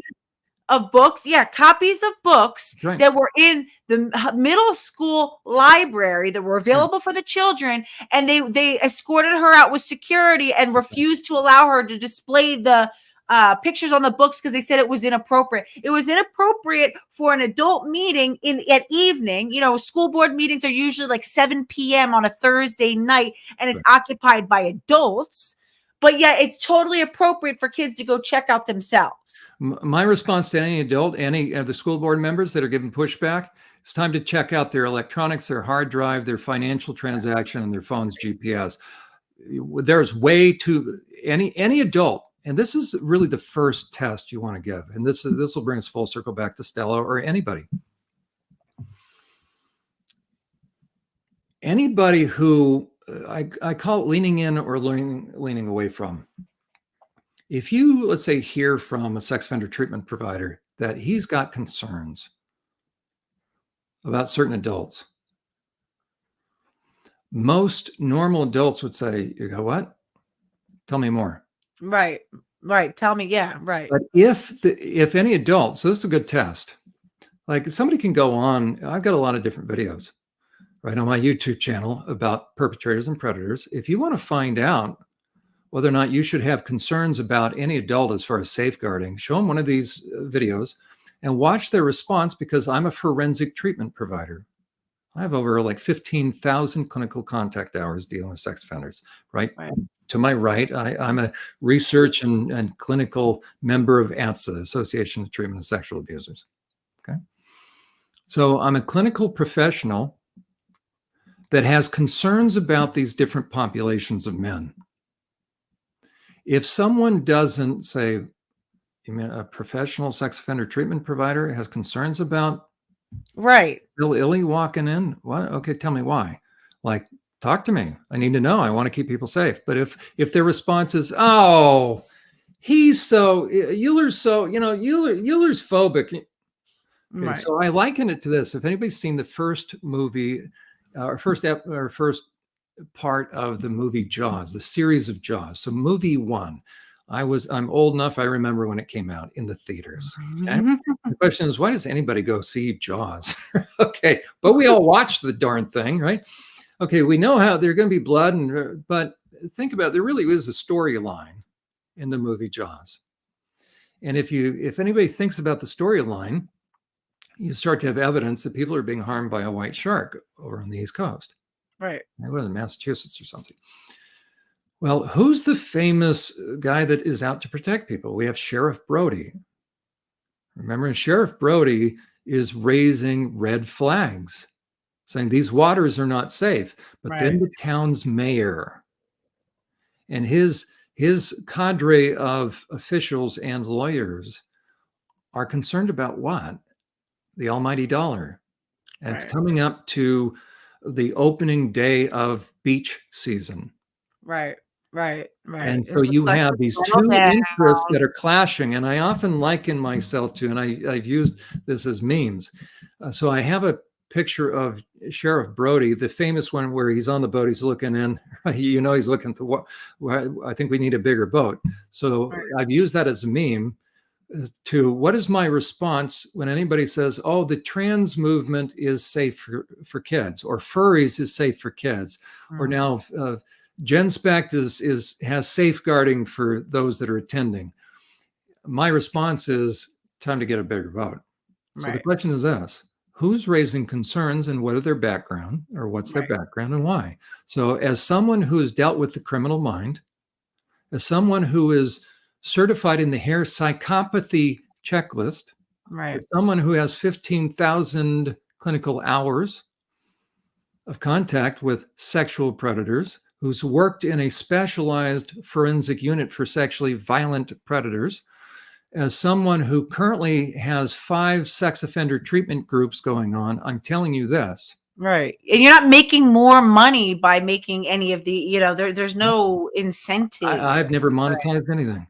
Right. So I'm telling you this, as the Sheriff Brody, I'm looking in the waters and I'm telling you, any man that dresses in women's underwear and drag in order to push limits or boundaries or access women and children is already demonstrating strong predatory signs. And therefore I will say this.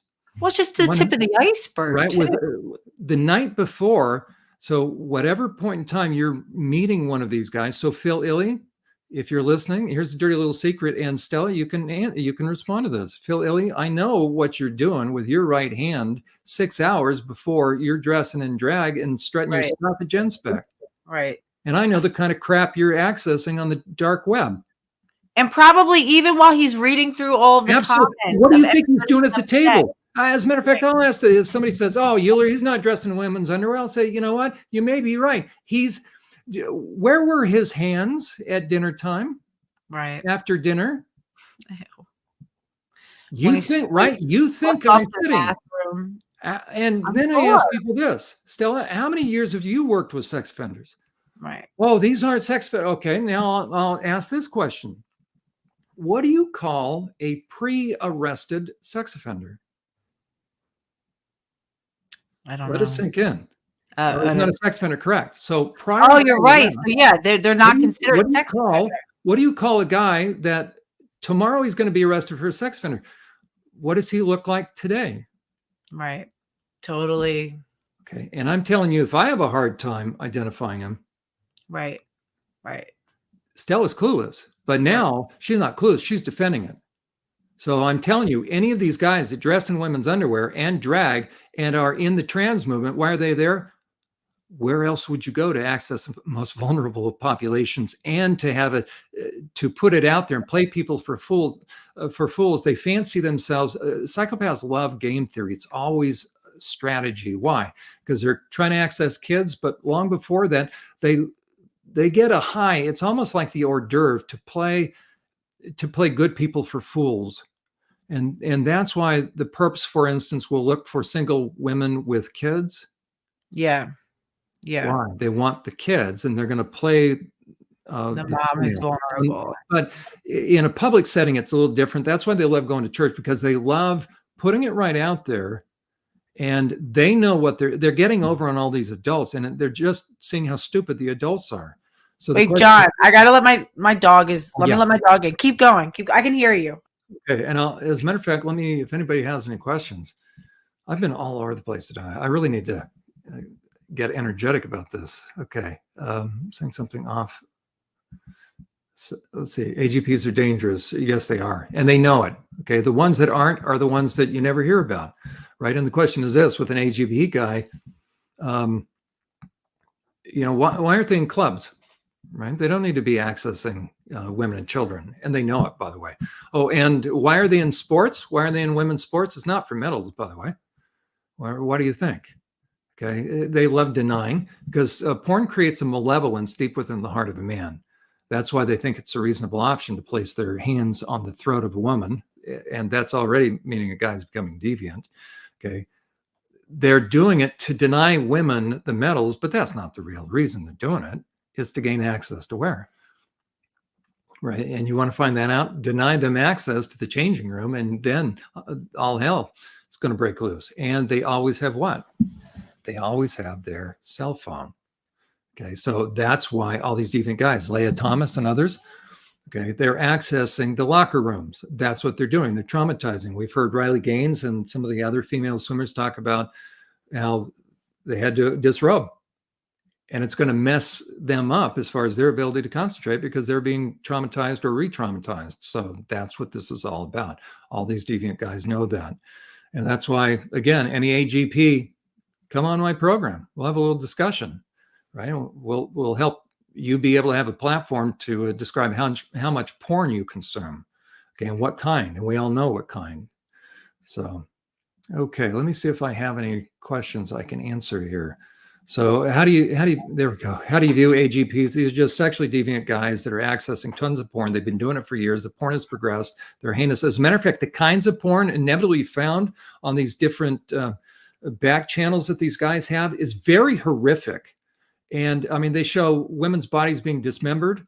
I mean, horrifically violent stuff. So people need to understand these men are dangerous to women and children. They should never be around, and they know it. And that's why, Stella, you're inviting very dangerous men onto the premises. So you tell me as a psychotherapist how sensitive that is. So stop caring about sexually deviant men. Start standing up for women and children. Thank you. Amen. And it's like, my thing is, I don't understand. It's like, They don't understand. Like, okay, I don't know if you saw recently, if you're familiar with like P Diddy, like formerly known as Puff Daddy. He's the rapper and producer who used to work with like Biggie Smalls back in the day, and he's worth like hundreds of millions of dollars at this point.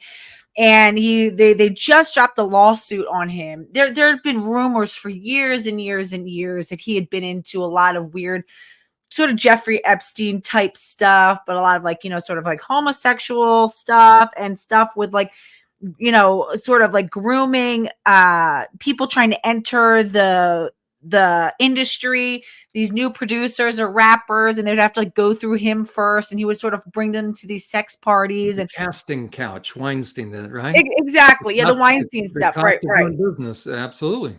And so the thing that people, I feel like they need to really understand is these men can be these highly accomplished, highly well connected. That's not a conspiracy. This idea that we say there's like, the pedophile ring, and they try to cast it as this like, bizarre conspiracy theory.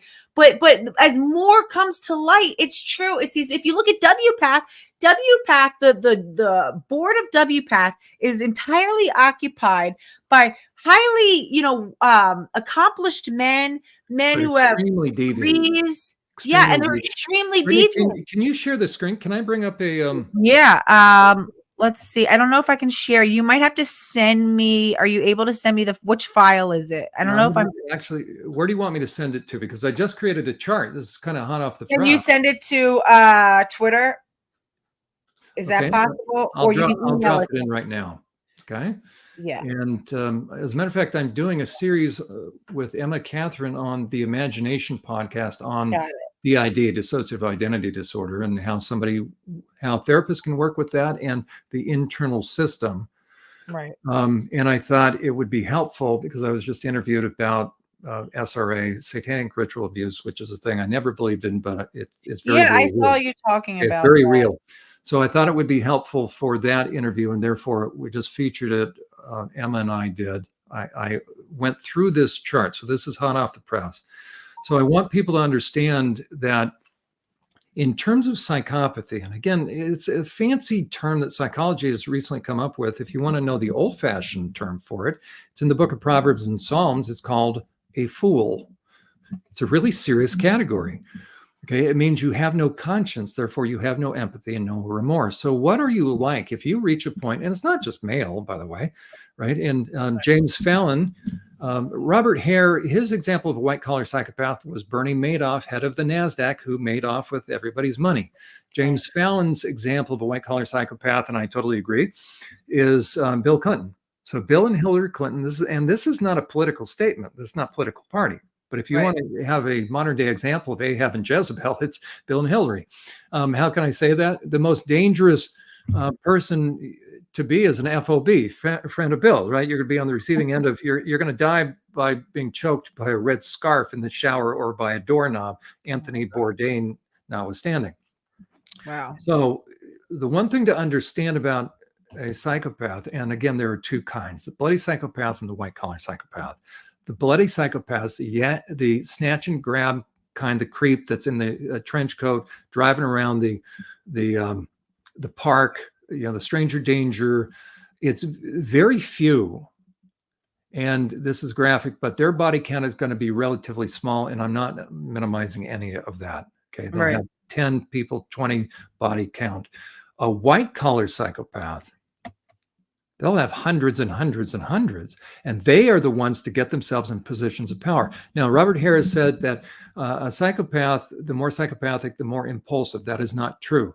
The more antisocial, that is not true. And he himself, right, if he said he would study them in Wall Street, it shows you that, and this is what people need to understand. Aside from the bloody psychopath, and that's the impulsive one, that's the antisocial one, but it doesn't necessarily, because Ted Bundy, nobody picked him out from a crowd. Jeffrey Dahmer, before they found the freezer, right, nobody identified it. So the psychopath does not necessarily look like a freak. And for the white-collar psychopaths, what people need to understand is this.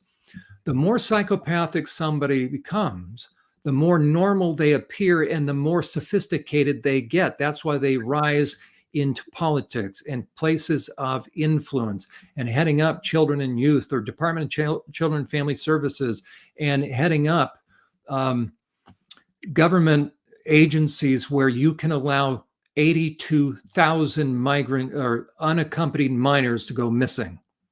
That's not by accident. So Jeffrey Epstein did not look abnormal. Okay, Bill Clinton does not look abnormal. Henry Weinstein, he's an ugly guy, but he was in a position of power. So the more a psychopath develops his skills, that's why they end up becoming pastors. They end up becoming psychologists. They end up becoming academic researchers. They end up becoming NASCAR of the Olympics, right? Perping on all these girls. So the best way to understand who we're talking about, and Stella, if you're listening and watching, I'm going to show you where Phil Illy is. Phil, I'll show you where you are. And if you don't like where I'm going to put you on this chart, then you know what? Come on and we'll talk about it. Let me see. Okay. So the best way to view this is moving from left to right. And these are different things these are different aspects of someone. And so you have a building, it's a snowball-like effect. So so these are, how do you create a sexual psychopath, or how do you create a psychopath? But then how do you create a sexual psychopath? Because you can have a financial psychopath, right? They run Wall Street. Okay. So this is how you create a pedophile. This is how you create a sexual psychopath. So it starts out with lust. It starts out with a guy's going to be impulsive. He's going to be egocentric. This is a guy that starts to get into porn. This is a guy that's all about himself. This is a guy that's going to take advantage of going out on a date. It's not really planned in the sense that he's not trolling. He's not purposely looking for women. This is a college guy that is going to college. He has a major, but then he starts noticing, or he's checking out women on campus. He goes out on a date, and as they say, he's laying a bunch of women. These are the frat house guys, right? This is society, sadly. Okay. So that's why if you go all the way down, if you see sociopath and psychopath, again, my premise says one eventually bleeds into the next, pardon that pun.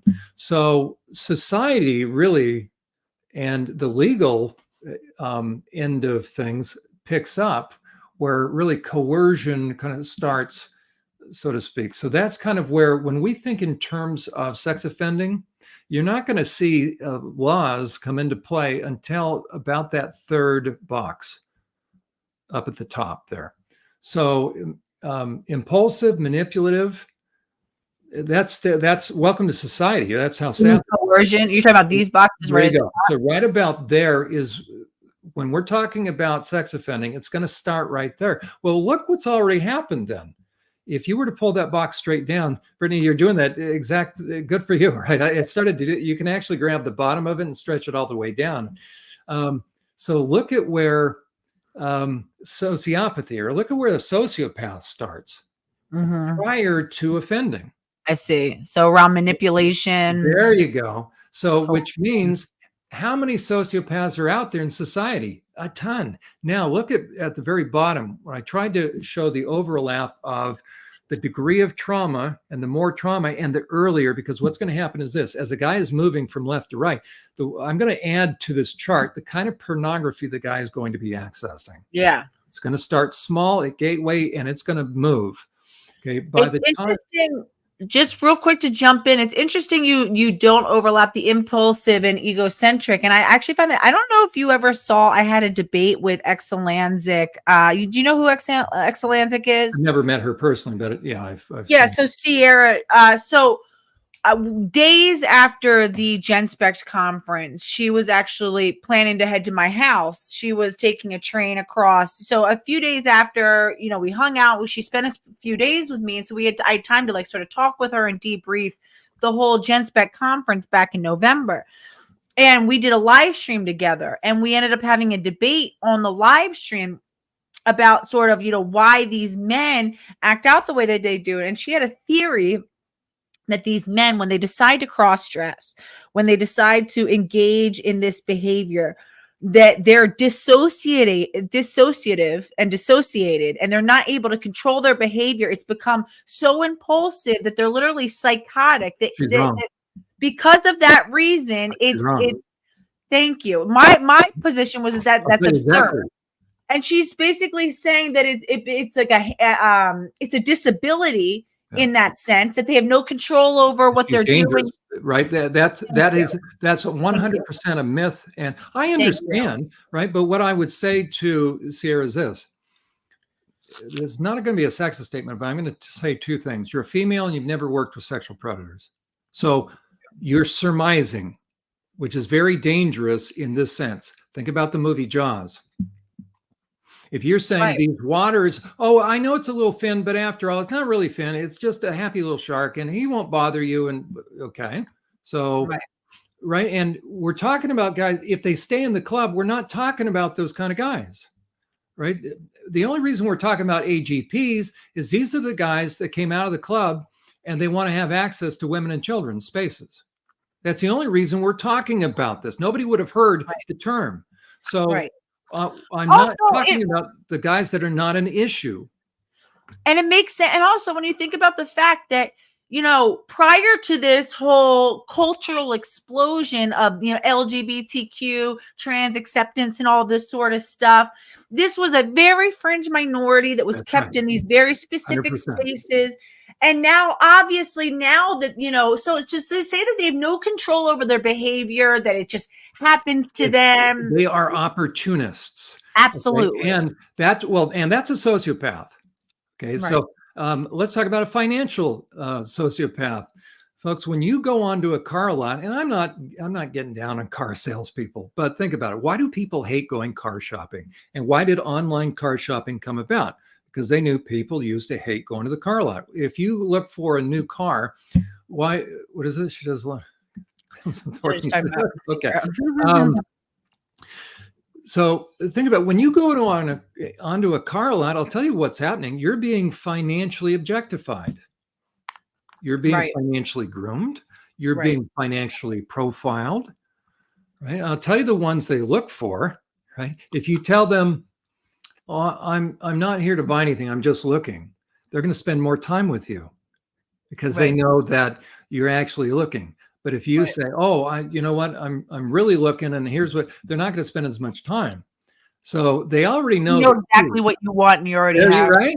And they know. And so the most successful financial sociopaths are the ones that will upsell you, and you'll actually give them a 5-star rating on the review that you will get after your transaction. You'll actually give the dealership, your experience was wonderful, and you'll get ripped off and report a great experience. You're right. You were sorry. I'm going to be graphic. You were financially screwed. You were a cheap date, and you gave them high ratings. Now, I'm not. I used to work for CarsDirect.com as far as dealer management when it started back in the 90s. So I have nothing against cars, but we all understand. As a matter of fact, you go pretty hard on the car salesman, John. I know, okay. But like the Taylor Johnson temperament analysis test, the TJTA has a profile that's called the used car salesman. We used to call it the snake oil salesman. Well, nobody understands what that is. That was when the West was being settled.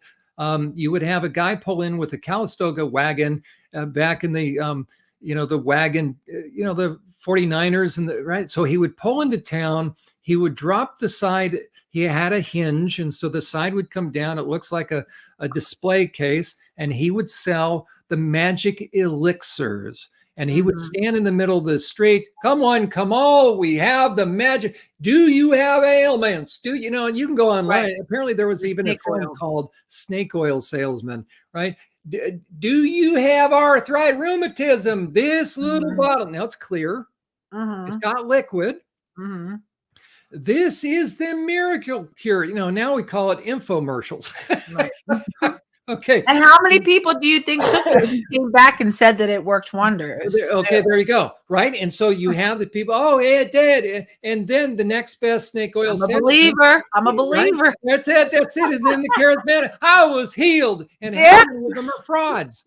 All of them are frauds. Okay. So they've learned the art. So that's why the psychopath, whether the financial psychopath or the sexual psychopath, their number one place of target of opportunity are churches. Right. Number one. That's my greatest concern. The next is the trans movement. And do you think the churches is because of the level of a sort of trust and community 100%. In the sense that we all embrace each other? Greatest pool of people, And here's the other piece, because they can get a chuckle out of it. And now let that sink in. That's what the psychopath turns around. So think about whether politics, it's the momentary. And Bill Clinton was caught on camera. It was very artful. It's coming out of the funeral of Ron Brown. Ron Brown was the Secretary of Commerce whose plane just happened to explode. Supposedly it was thick fog, but the radar indicated it was clear. Okay, so he was murdered. Wow. In Turkey. So Bill Clinton, so Ron Brown was Bill Clinton's Secretary of Commerce, but he knew too much. Right. Okay, so he's murdered. So Bill Clinton goes to the funeral. Tony Campolo, who's from Philly, I believe, was the faith-based point person. Well, they're coming out of the side door. So there's a clip. I've seen the film clip of this. So you have, of course, presidents going to Ron Brown's funeral. So you would have a cadre of media around the church. They didn't come out the front way. They came out the side, maybe security, who knows. As Tony Campolo and Bill Clinton are walking side by side, it would make sense. Bill's sitting with a clergy, a pastor. Well, the camera crew is to Bill Clinton's left. Tony Campolo is on the right. Therefore, Bill is, no, I'm sorry, the other way around. The reason that's important is this.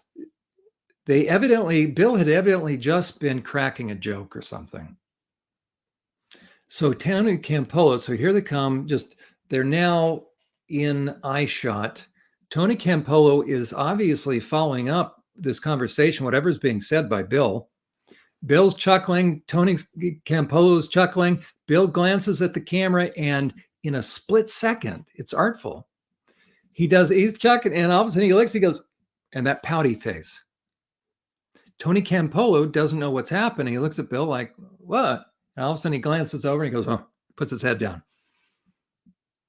That's the art of the psychopath. It's the art of being able to screw somebody over, allow them to like it, allow them to thank you, and you turn around and say, what a bunch of putzes. Okay, that's the fun. That's why do guys want in women's sports, as I mentioned, as you were attending to your dog, right, is not to deny the medals. That's part of, that's fun, that's sport. That's the hors d'oeuvres for them. They don't care.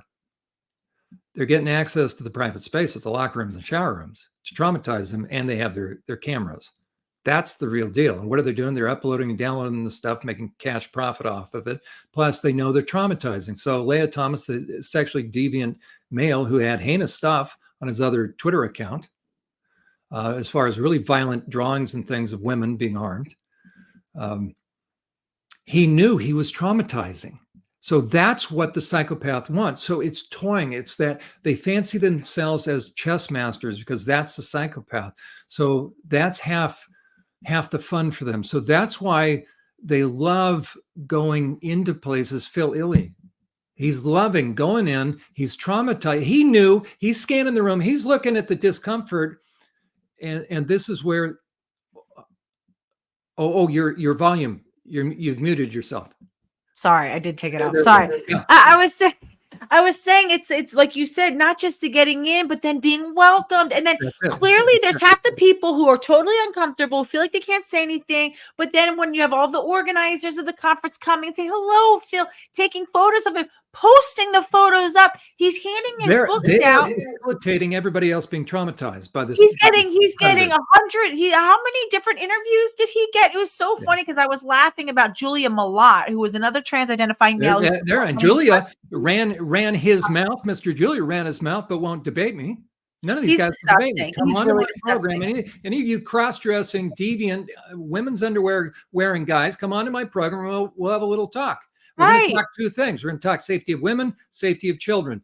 You're going to talk about how and when you got into pornography, how it's progressed, and when you started wearing women's underwear and where you get it from. Don't tell me you buy it. And we're going to talk about your ability to identify, and you're going to tell me about the 9 red flag key clinical indicators of sexual abuse and how you are able to discern the difference. Amen. And they won't. They're afraid. And it's like, Julia Malott was crying, basically whining about the fact that Phil Illy he was like, I had a photo too. It just didn't go as viral. And that Julia Deviant guy is doing, talking about the breastfeeding. Okay, Yeah. so that's Yeah. child abuse. Mr. Julia, you come on this program now. Brittany will host it, and we're going to talk about how deviant you are, how despicable. So you're going to take a vulnerable infant, and at the very least, but we know the kind of porn you've been accessing, you deviant. Steal it from its mother. This child is hungry, and you're doing what? You're toying with this child. So not only are you abusive, you're a lying little piece of whatever. So but come on, terrifies me. Debate. We did a protest against the American College of Obstetrician Gynecologists, and the fact that it's just captured at every level shows the level of influence that you have these authority on birthing and breastfeeding women saying, yeah, it's totally reasonable and normal that trans women are that are the predators. They welcome it. So 100% of these men, so you look at one of these women's underwear wearing men that are breastfeeding these kids. What do you think they were doing with those same hands 6 hours earlier? I know. What do you think they were looking at? I know. Probably, quite possibly, a child being raped.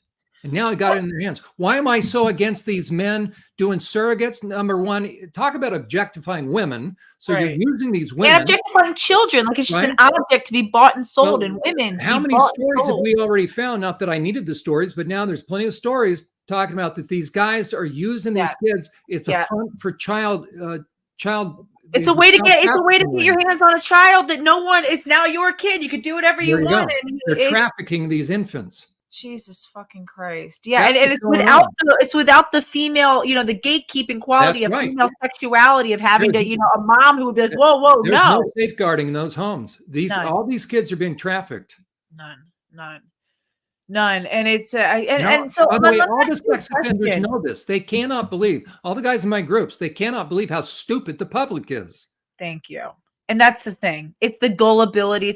So let me ask you a question, John. What are your thoughts? Can we judge people based off of what they're wearing, or is that 100%. Wrong? Is it that 100%?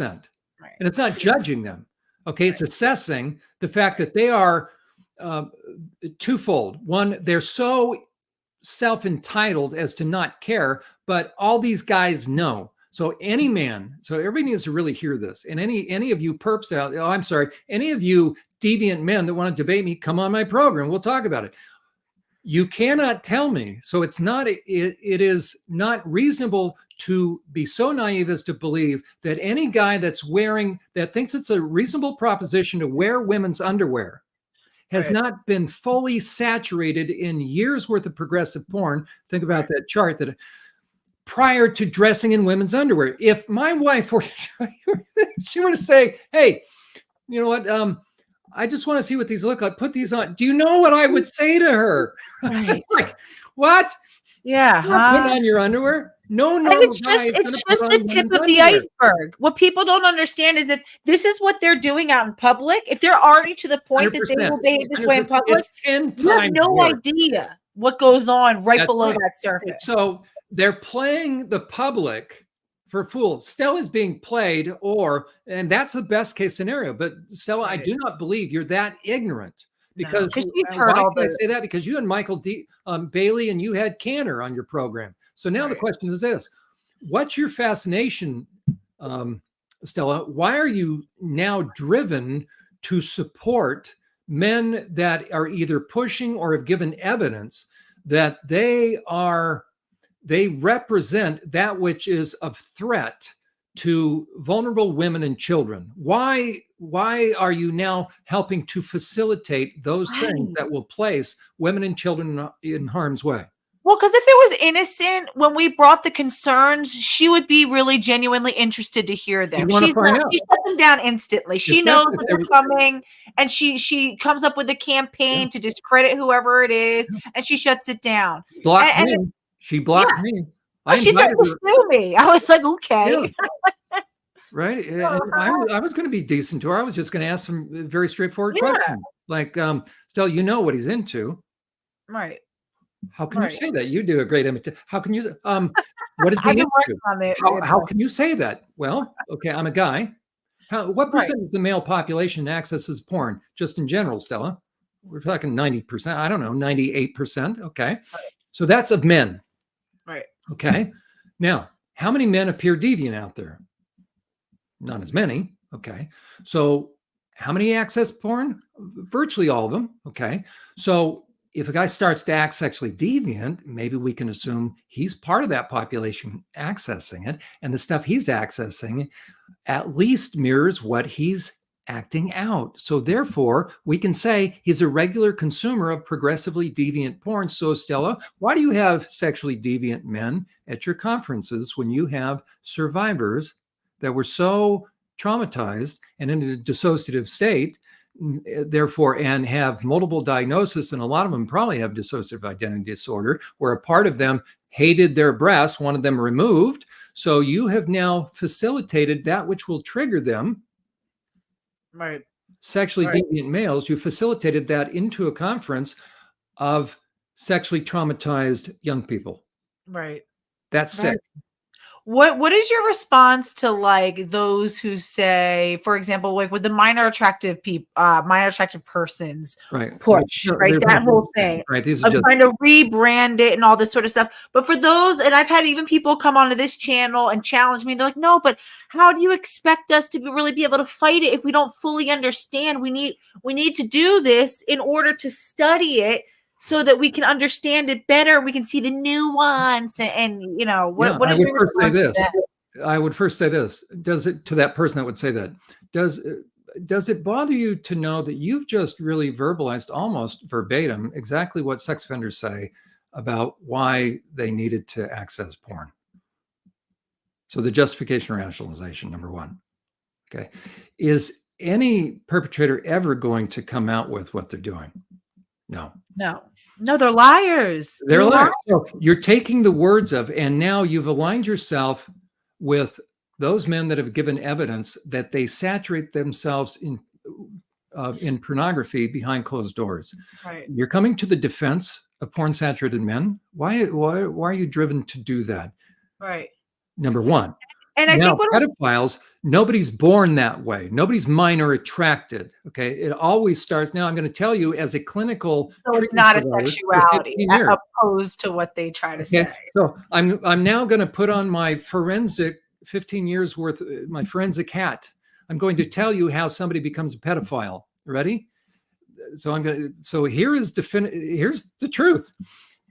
They start with adults, the men. And if you look at that chart again, the pornography always starts with adults. So when a guy says, well, I realized I've always been attracted to kids. Ready? He's lying.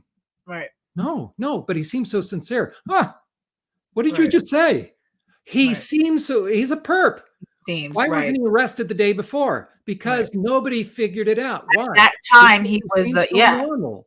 Right. We're talking about the sophisticated ones. How do we know? Because they didn't get busted yet. How do you know if they're sophisticated or not? It really comes down to this. Look at the reaction on the part of those around him that knew him once he got busted.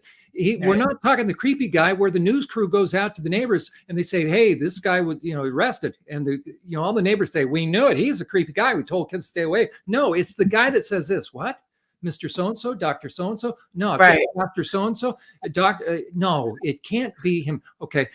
Oh yeah, it's him. And he's been perping for years. He was found with how much child rape porn and nobody knew. He was a mandated reporter. Look at, here it is. Look at Benjamin Levine. You want to find out how deviant these guys are. Benjamin Levine was the Secretary of Education, was head of the province of Ontario. Doctor, right? He headed up the education ministry. He was the one to bring in SOGI, sexual orientation and gender identity, all the deviant books. He was found to be a horrific pedophile in terms of the amount that was on his devices. And then he got out. So that's why they want to push the destigmatizing, because it affects public opinion, public policy, laws, judicial opinions. He benefited from, meaning if and when they get busted, they can get out of prison earlier. Right.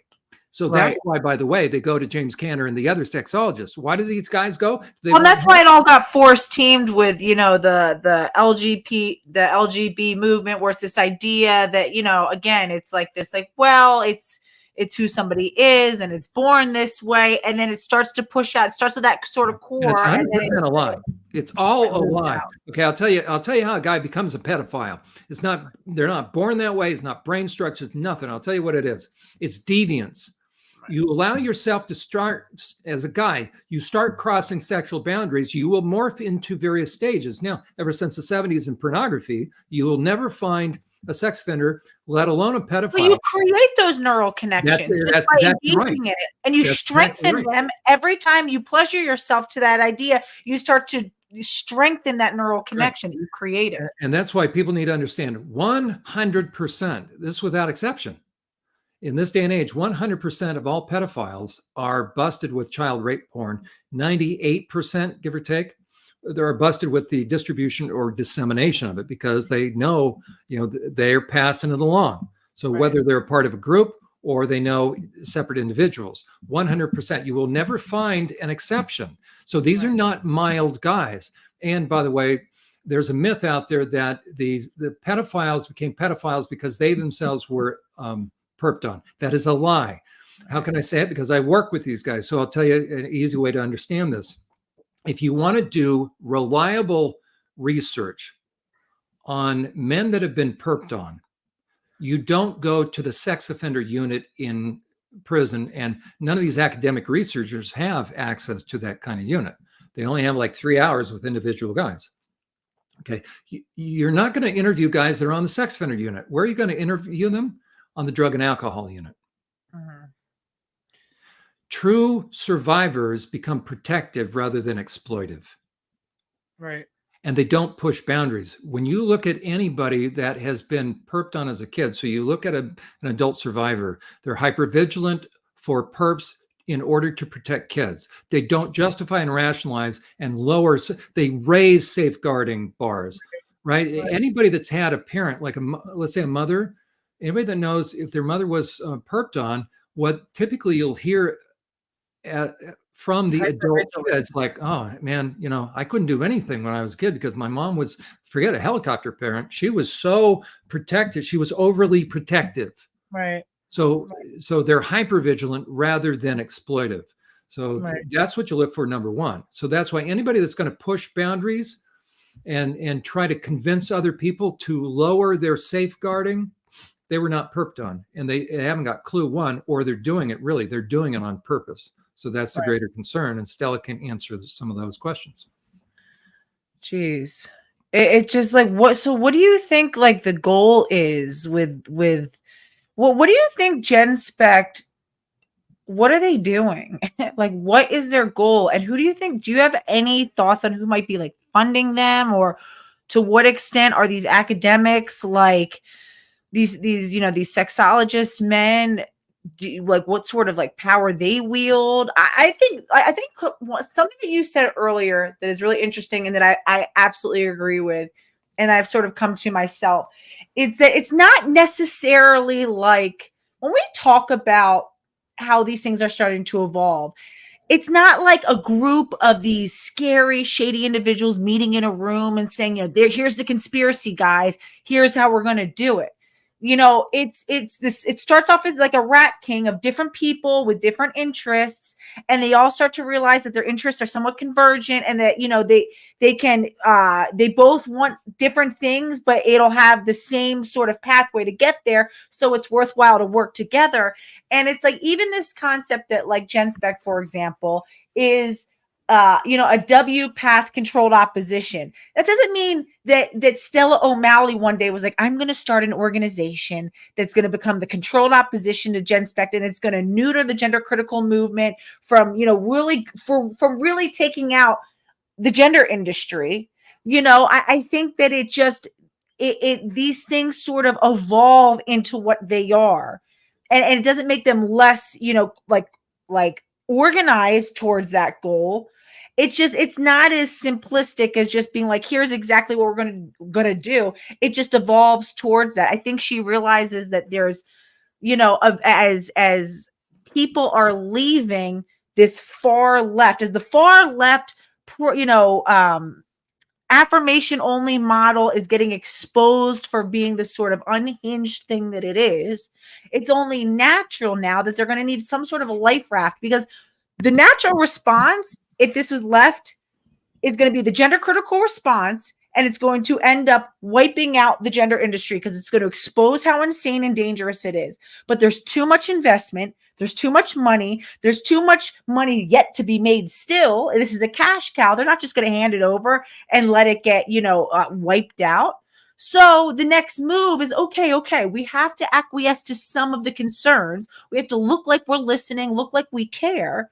We see that they're really upset about childhood transition. We're going to make that the focus, and try to still preserve some of what this industry can do. Say, well, adults should be able to do what they want. And this becomes the balance. This becomes the compromise.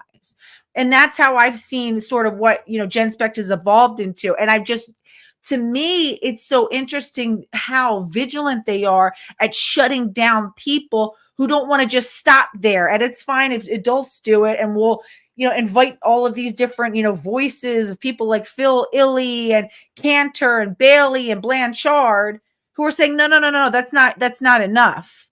We want to safeguard all the way with this whole industry. This gender industry needs to be abolished, not amended, not fixed, not, corrected. It needs to be abolished. It shouldn't have ever existed in the first place. So I guess my question is, it's like, what do you think GenSpect is trying to do? Yeah. Brittany, and I've heard you reference, and actually you were the first person I heard, GenSpect or WPath Light, right? Mm-hmm. And you caused me to think through it, and you're 100% spot on. Yeah. I agree 100%. Now that raises that next question. Here's what I'm going to surmise. I think my perception of Stella, I'd never met her. Now she's blocked me. So right. She uses the term psychotherapist. I want people to understand it's just an erudite term. So I will now call myself a psychotherapist. I'm an insight-oriented psychotherapist. My clinical orientation would be object relations, and now internal family systems with extended family systems therapy model. So because I'm an insight-oriented therapist, I could call myself a psychotherapist. So from one psychotherapist to another, she always calls herself a psychotherapist. I have more experience, clinical contact hours, with more populations than she does. Right. Why won't she talk to me? Right. That's the concern. She it's blocked me. Right. What if she's so interested in this marketplace of ideas and really getting to the core of things and letting everybody weigh in? That's not true, because she sets a very hard boundary. She wouldn't set a hard boundary for these sexual deviants. No, we have to allow them a chance to speak. But she sets a very hard boundary against the so-called gender critical ultras. That should be a red flag to anybody. That should be a massive red flag right there. Right. So I think your description is 100% spot on. So because she doesn't define herself, that's very specific. Okay. So we're left to look at her actions and who she is associating with. All I have to see is somebody who allows cross-dressing men into a conference where you're going to have former sexual abuse survivors to know something's up. Especially as a therapist, you can't be that brain dead.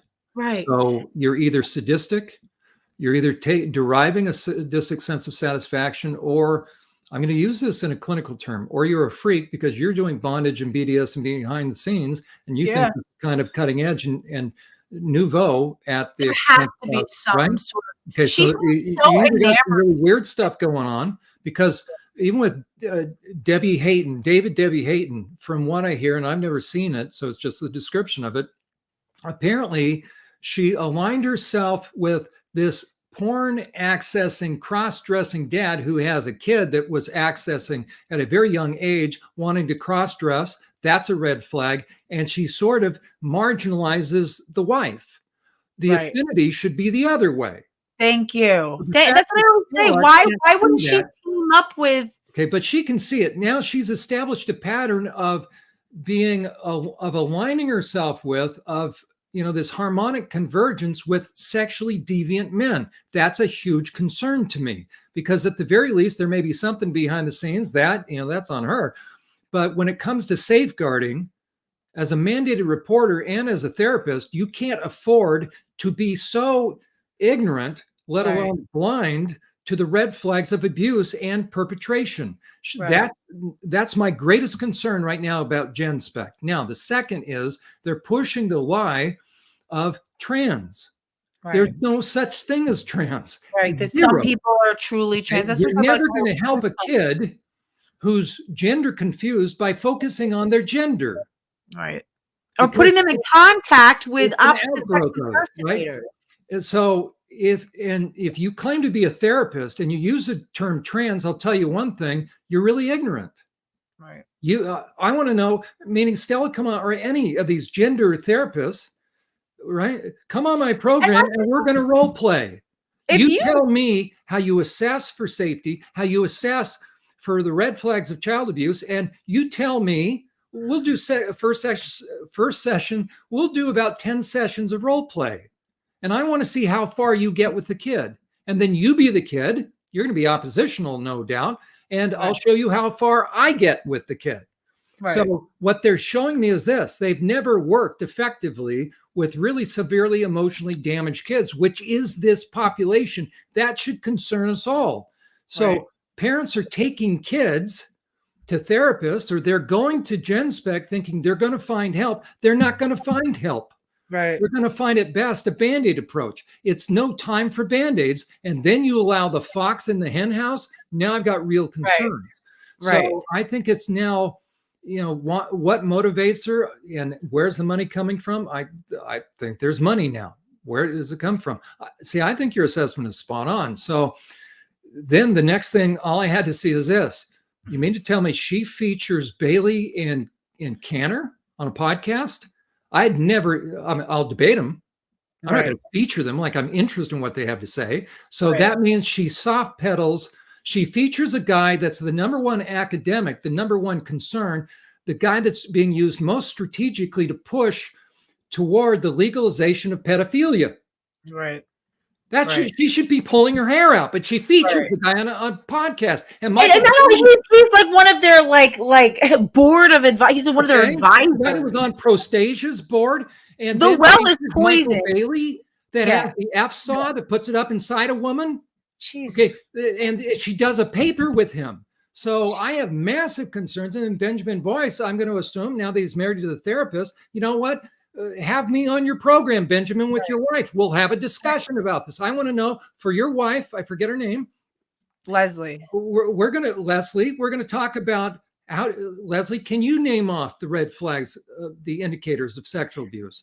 Right. Doesn't this concern you about the fact that we're normalizing and we're legitimizing now the whole shift? We're legitimizing male deviance at the expense of vulnerable kids. So that's why I have huge concerns. And now the fact that GenSpec blocked me, it's like, whoa, what's going on? Well, I feel like they hide behind the intellectualism, this whole idea. Again, we talk about like the nuance and, it's just this complex thing. Crap. And that's meant to disarm people. Don't you dare get right for anybody. Once they start, we don't understand the nuance.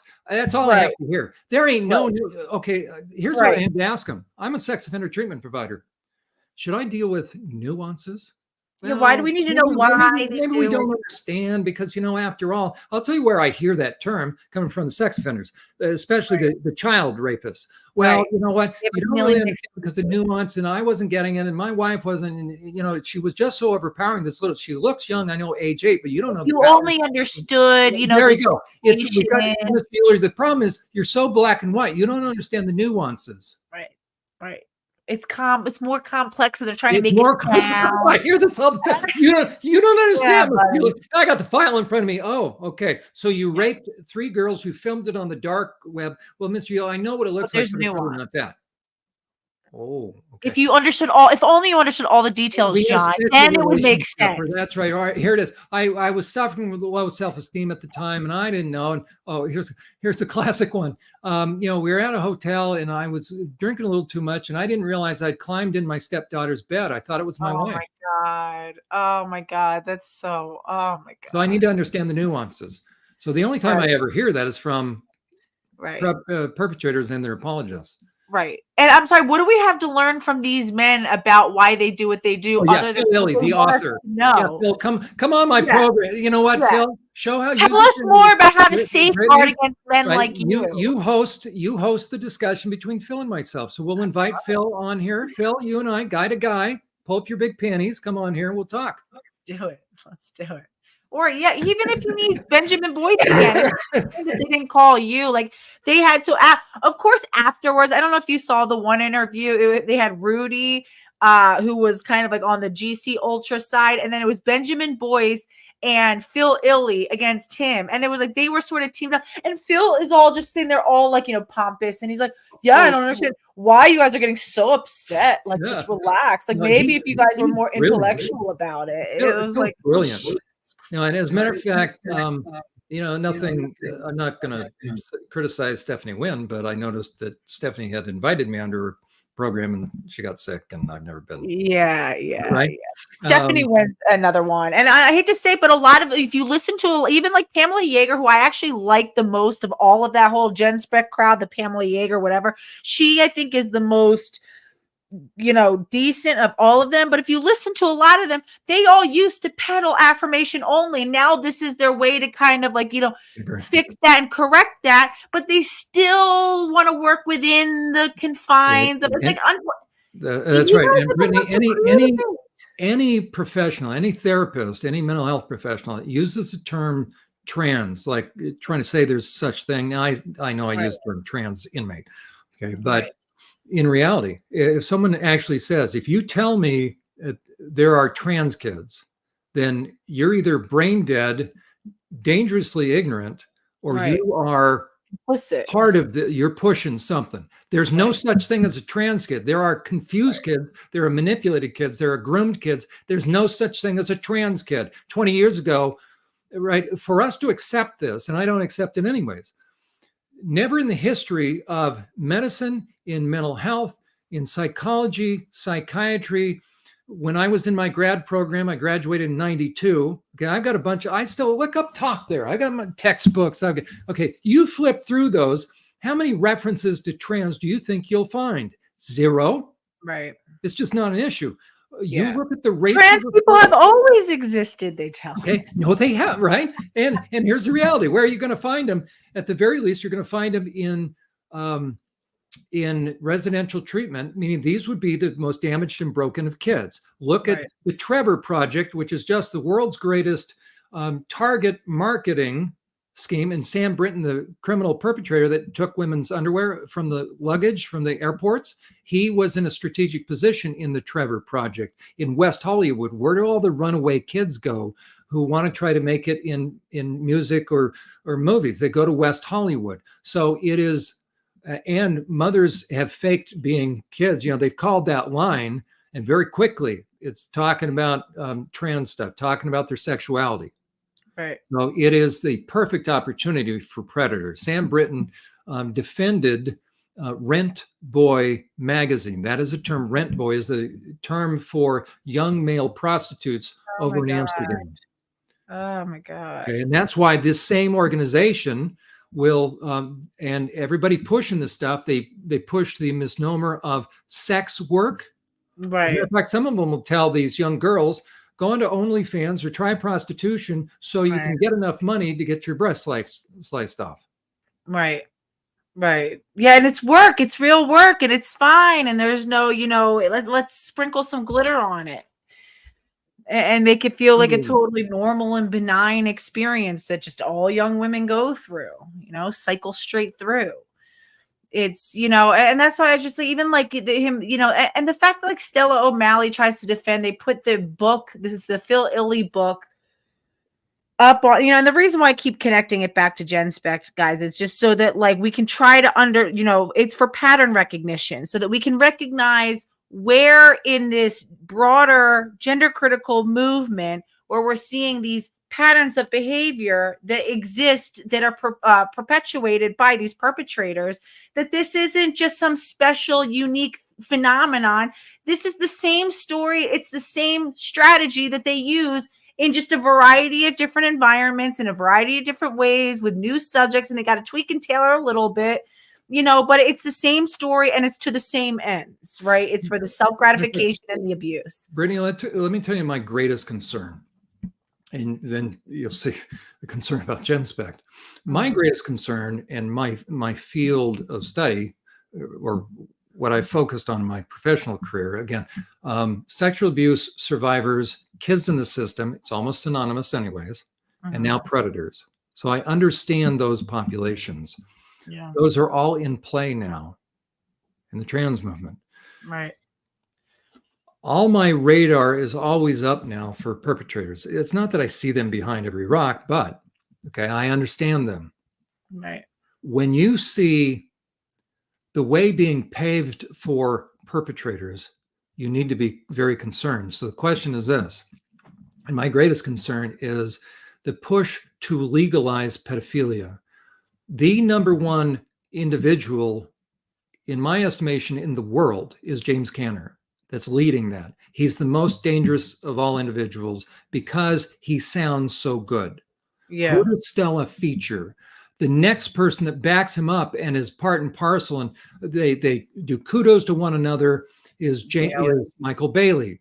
Stella has featured Canner and Bailey on episodes. So therefore she is featuring, and now she did a research article with Michael Bailey. What was the topic of the article? It was on the prevalence of gender confusion among trans youth or something.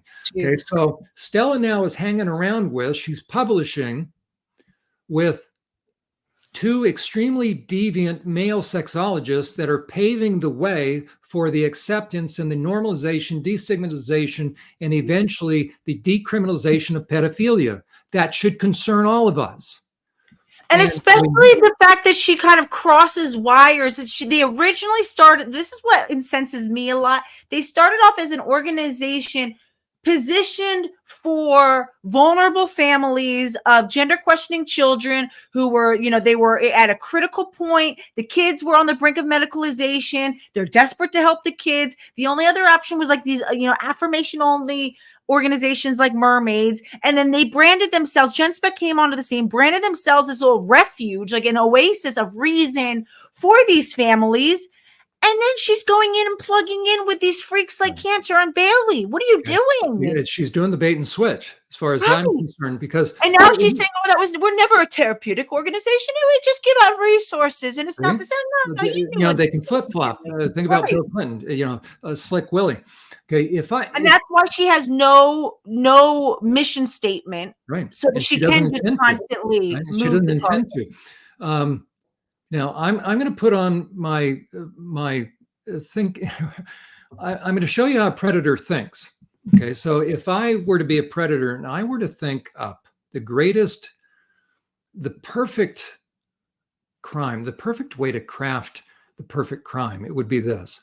I want to be able to, like a magnet, almost like on the movie Chitty Chitty Bang Bang.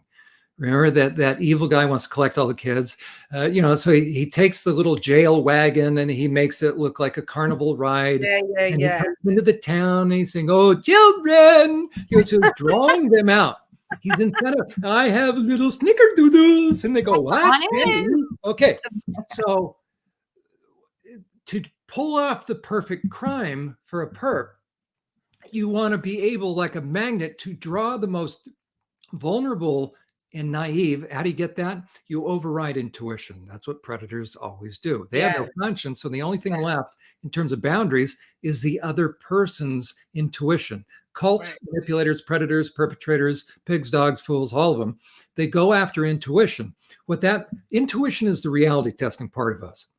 It says, you know what? I may not have all the details, but something that, we call it sixth sense. Something's not right. Right. What predators do, and so you see this in gen spec going on as far as the methods, you see it in the trans movement, is this. Predators will always, in one way or another, they're always doing this because they have no conscience. So they're not stopping themselves. They want what they want. They're psychopathic. So the only thing left to stop them is you. Right. So the perpetrator, as they're getting closer and closer, crossing more lines, and your intuition is kicking up, and abused women, this will recognize the same thing in domestic violence. It goes like this. The victim of opportunity or the target of opportunity will eventually start to say, hey, this, so to start to give a little pushback, and the perpetrator, the oppressor, the cult leader, the manipulator will always give the message of this. Well, no. I know what it looks like, but it's really not that. Right. That's going to disarm intuition. Once the intuition has been disarmed, the gates are down, there's no defenses. Now I have access. Now that's bad enough because now I'm able to pilfer, plunder, I can do anything because you're not stopping me. Right. But the psychopath isn't going to stop with that.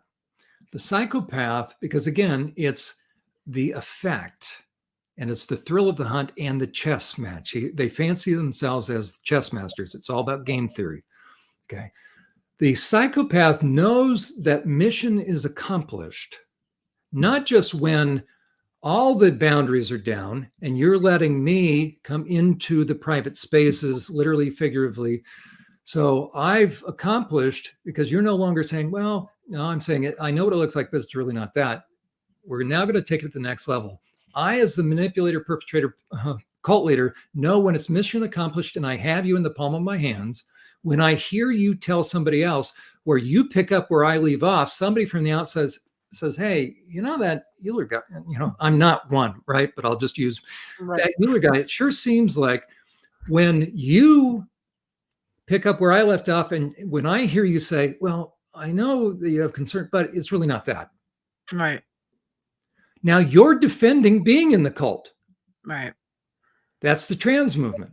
Right. So those are the useful idiots, but those are the damaged kids. So look at what happens when any of us try to say the trans movement is a cult.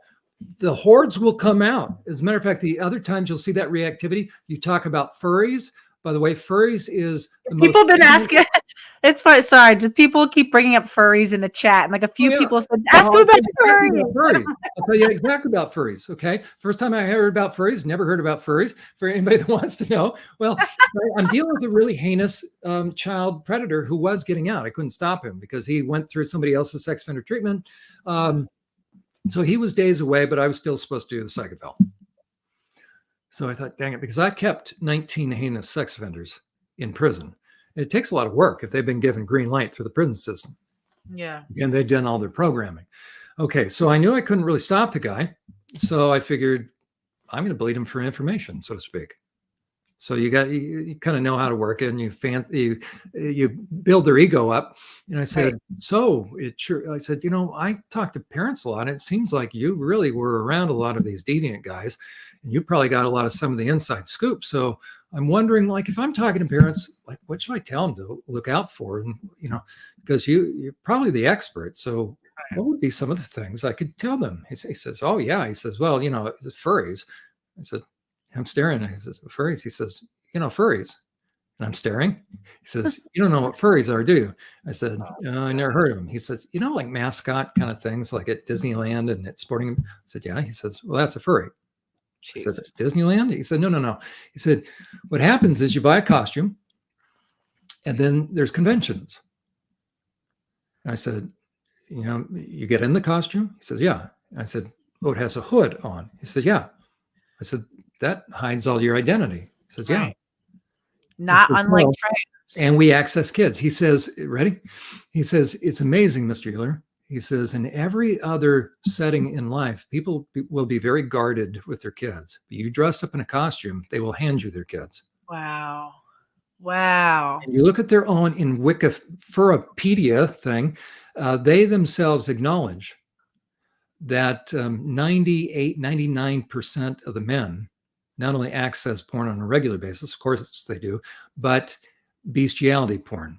Wow. That group has rebranded bestiality into zoophilia. Yeah. And a concern I just posted on my Twitter page, somebody sent me it. The 43rd APA, and I forget which section it is, but the APA is going to hold a upcoming training conference in April. And of the speakers and workshops, so of the workshops they're having, one, and the theme is it's all destigmatizing sex and sexuality, deviant stuff. One is you read in the words, they're destigmatizing incest and destigmatizing bestiality. Jesus Christ. Yeah, I don't know if you just saw, they just came out with a new, there's like the sex offender dolls, like those dolls that are supposed to be therapeutic. One of my earliest videos was talking, they had like these silicone dolls that are hyper lifelike, and they've actually found that these perpetrators will actually send in photos of children in their lives that they know, send them to have these custom dolls made so that they can abuse. And the whole concept is, it'll lessen their risk. As a matter of fact, here's what James Cantor defends.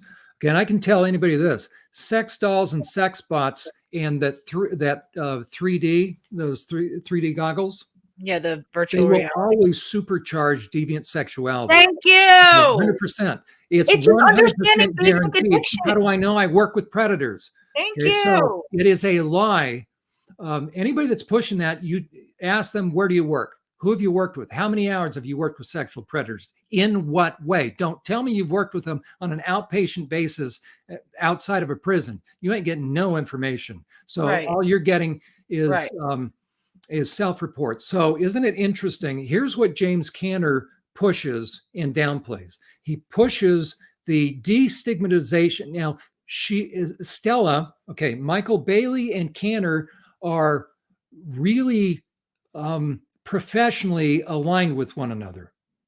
Stella just wrote an article do a lot of work with together. Michael Bailey. Stella has featured Michael Bailey and Cantor on her podcast. Michael Bailey, these are some of the things he pushes. The harmlessness, the non-offending pedophile, that is a lie. Any pedophile, the only time they're non-offending is when they haven't been busted yet.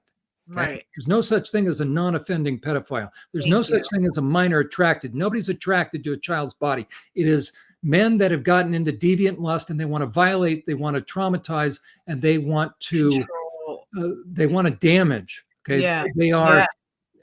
They are violating kids. That's what they get off on. Jesus okay. That's what a pedophile is. And it starts with adult. And every pedophile knows they all start with adult images and they eventually start to lower or decrease in age. And it's like an hourglass. It always reaches the key point, which is barely legal. That's a term that every sex offender knows. Okay. Yeah. What I say is the regular sex offenders, how do you like that? I've been too long in the field. When I call them regular sex offenders, they will stop and they will be shocked with themselves and they'll back out. Those that continue on do so because they want to. That's male deviance. And there's a desire to defile. That's what they're all about, and traumatize and have a negative lasting effect. That's what a pedophile is all about. So any so-called professional, and this is what Cantor is pushing. And so Stella has associated herself with Bailey and Cantor. And let this sink in. James Cantor pushes the myth of non-offending pedophiles. He wants the P, pedophile, added to the LGBT growing alphabet. He wants it decriminalized. He wants civil rights protection for pedophiles. He downplays significantly the dangers of pornography, and he pushes pornography on his social media site. He believes there's nothing wrong with pornography and it should be pushed more. He was really pushing pornography during COVID shutdown. 100% of all sex offenders were deeply steeped in pornography. That is the underlying basis now of all sex offending. It supercharges. Absolutely. Cantor pushes pornography. He pushes sex dolls and sex bots and says there's nothing wrong with them. It solidifies the connection between, the deviance. It increases their desire. So it's like revving the engine at a stoplight. Right. That's all it's doing. Okay. He also is in favor of furries. And Cantor also wants the law of mandated reporting of if there's disclosure by a man that he's currently accessing child pornography, Cantor is against mandated reporting of that. So he doesn't want any mandated reporting of pornography. Stella has now associated her, and Michael Bailey affirms all of that Cantor pushes. Why are women like this though? Like, I feel like, men are the ones actually perpetrating a lot of this stuff, but I feel like behind every male perpetrator, there just seems like there's usually like a female. So Stella has either become a Ghislaine Maxwell or a useful idiot, or some sort of vicarious weird, it's like some of these women that are dominatrix. Yeah, I think she's like somehow like gets excited by these guys. I've seen it. She gets like, you can see the way she talks to them. Right? What do I think about female dominatrix? What do I think about Allison Mack? That was part of NXIVM, that was recruiting women for Keith Raniere it was that sex cult that they branded in the groin area with Keith Raniere and Allison Mack. They branded using a cottering iron with no anesthesia. So that was back, that was only 10 years ago now. He's doing life. So Allison Mack, part of Smallville, she was recruiting for that. Right. So you have these women that are either in it for the cash, they're in it for, it's this weird twisted alignment with the aggressor. It's like women who get interested in dating men who are incarcerated. It's like all the women who send the fan mail, right? A little bit different, kind of similar. These sadists and stuff, and they're like, I could be the special one who he connects with and sees. They're writing letters. They want to marry Ted Bundy, or they were right. I feel like there's that phenomenon. There's got to be a common thread in that phenomenon. We could probably profile some of them. So the question is for Stella, what's your personality profile then? It's got to be one of these, because certainly Stella, right, I'll direct this to you and the board of Gen Spect. I don't even know if they have a board. I guess they do. Is this, why is it now that everybody that's raising concerns about safeguarding, you're silencing, and everybody that is either giving evidence of predatory behaviors or inclinations or fitting that profile based upon actual sex offender profile, or those that are promoting and defending pedophilia and real male sexual deviance that places women and children in harm's way and at risk, so a risk to society, you're platforming. Right. I've got huge concerns now about Gen Spect. I wouldn't be a part, even if I was, but I just. Yeah, no. It's like at this point. You're doing. And I don't know, if you're obviously, I'm sure at this point aware of the WPATH files and Michael Schellenberger and Mia. I've seen that. I haven't had a chance to read it, but and so I'm familiar with a lot of the stuff she has done. Yeah, Genevieve Gluck really paved the way for a lot of that to really happen. And it's like, and they are sort of rushing over to Gen Spect with it. And I guess Schellenberger is on the board of advisors for Gen Spect. I'm grateful that he has some sort of like environmental organization that he technically released the files under. But he, they're going and they're doing all these interviews with Gen Spect, and Gen Spect all of a sudden is taking this very like toned down approach where they're saying that they're like really moving away from medicalization, and there's all these people who are like, oh, I believe in them. But she did say that she believes that there should be clinics for extreme body modification that adults should be able to access. I just see this now that I see them taking real steps to strike at WPATH. These people end up somewhere. Like if you look at Gen Spect is populated by a lot of these former therapists who used to push affirmation only, but I think you're 100% correct. When they saw that was a sinking ship, and it was eventually sinking ship, it's like now their overflow is and they're tweaking their plausible deniability. It's their senses suddenly now they've awakened. They wake up and smell the coffee kind of thing. Yeah. Now, Genevieve Gluck, and she and I've interacted a little bit behind the scenes. Nobody does a better job investigating reporting than Genevieve and RouXX. Okay, and what you understand, as a matter of fact, could you put that chart back up, because I want people to see the progression of deviance. And if you understand that, again, when you see wherever it starts with deviance, right? Where is my term? Let's see. Sorry, it's going to be right. I wrote this and I can't remember. It's right. I see. So it is up here: impulsive and egocentric manipulation, coercion, power and control, domination, humiliation. Oh, I'm sorry. Scroll up a little bit more. That's here. I see it. There you go. So again, the danger point is when it shifts to deviance, because the audience needs to understand this. When a man's mind becomes deviant, his soul, his mind, his everything about him, his appetites, everything about him is becoming twisted now. And aside from your title, Slightly Twisted Female, this is different for a male, okay? Right. Where it's like you take your shirt off inside out. He's no longer normal. He's getting aroused by perpetrating harm, by seeing somebody in pain, in the negative effect. That's psychopathy. So once the guy's starting to move into that, he's now predatorial. People need to understand he's not normal any longer. And what drives him, what starts to motivate him, what his appetites, his interest, his inclinations now are about having a negative effect. You overlay that with sex and sexuality. Now the stuff he's getting into, it's going to get worse. The age is moving downward.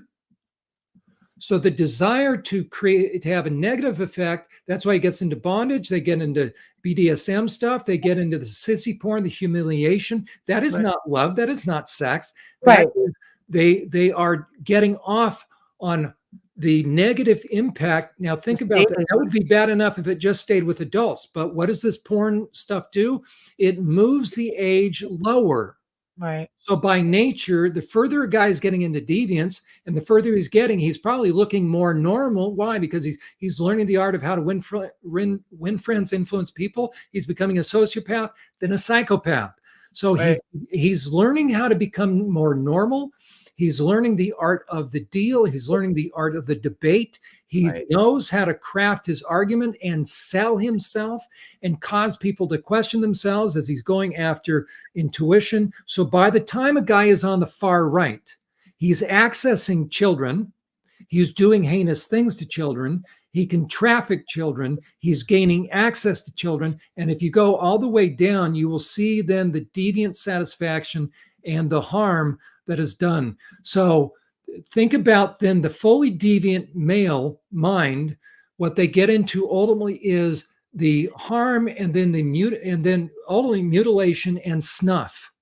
Yes. And snuff for two reasons. They get off on seeing bloodletting, and it's the silence of the lambs. The trans movement is the medicalization and the mental manipulation, where you are going to be very effective at silencing the lambs, because if a trauma survivor who now is in a dissociative state, one of their parts comes out that's more male, doesn't want anything to do with the female part, goes through with this, is facilitated by financial and sexual predators. Now they get sterilized, and now they get their body parts amputated. You're pretty much assured, if you're a perpetrator and you caused that, they're never going to pin it on you. Right. And now in countries such as Canada, the Netherlands, they are allowing for physician-assisted suicide of the mentally ill. Right. It's the perfect predator protection program. Right. Wow. And it's. And as a matter of fact, scroll down a little further now. So I want you to see what these kind of people can do. I just feel like we're at such a critical point that it's like, this is why I'm so focused on trying to show how the gender critical movement is being, like kneecapped. Because we're at such a critical point now where people are finally starting to listen about all of the degeneracy that's been going on for years. And where we go here is so critical. And I already see us starting to circle back into what brought us here in the first place, that they're already, respinning it, and people are already buying into it again. It's like, guys, listen, we will end up exactly back where we just saved ourselves from if you do not pick up on some of these patterns. We need some pattern recognition here, people. Well said. And look at under purpose and intent. Think about a guy that's getting deviant. What's he going to do in this day and age? He's accessing more and more horrific stuff. And look at what they're capable of doing. So once they finally get into the psychopathic end, Their goal is to render defenseless and inflict trauma. How do you do that? And think about the age by that time. So you're certainly manipulating them. When you render defenseless, at first it's mental, then it's psychological, and then emotional. And then now think about sex trafficking. And now you're going to inflict trauma. Once you're doing that, what's the next step that's going to happen? Now you're going to overwhelm them. That's a good definition. Bessel van der Kolk in his book, Body Keeps the Score, and Frank Anderson with IFS, they'll talk about the term overwhelm. So that's where once somebody reaches that point, in terms of psyche, I will go into that shock phase, and then I become immobilized. So whether physically or certainly meaning now, instead of fight flight, now I'm immobilized. And now think about what a cult also wants to do. We also think about the Stockholm syndrome. Stockholm syndrome is not, by the way, traumatic bonding. The best way to understand that term, if you really want to help someone or help yourself go through healing, take the term trauma bonding and replace it with this term. It's half-baked healing. So it's that love-hate relationship. Okay. Yeah. Then after that, and now think about the age. We're talking about kids at this stage. Now they're terrorizing them, and that's where the splitting of the mind happens. That's where you have dissociative identity disorder. And so my contention is this. A lot of the young people that are in the trans movement, the more severe cases that end up having their breast chopped off, you will see scars of prior self-injurious behavior. Yet Gallagher, Dr. Gallagher, Frankenstein, that Nazi woman who has yachts, clearly cuts through scarring from self-injurious behavior, right? Because that is channeling off the rage and turning the anger inward. And then look at the next box: ensures compliance and then secure silence.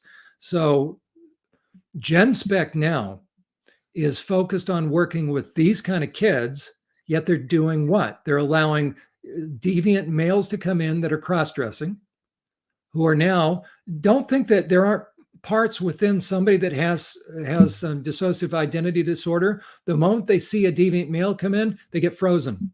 Now they get very compliant. Now they're going to say anything, and now you're going to traumatize them. So the real, and now Stella is connecting with Bailey and Canner. It's all about pedophilia, all about deviant sexuality. Really stuff. And then justifying what? Sex dolls. They don't want a mandated reporting in a therapy session, that if a male tells me he's accessing child pornography, James Canner doesn't want me to have to tell the police about that. So they are becoming now the perfect predator protection organization. And that is filled with survivors. It's a huge concern.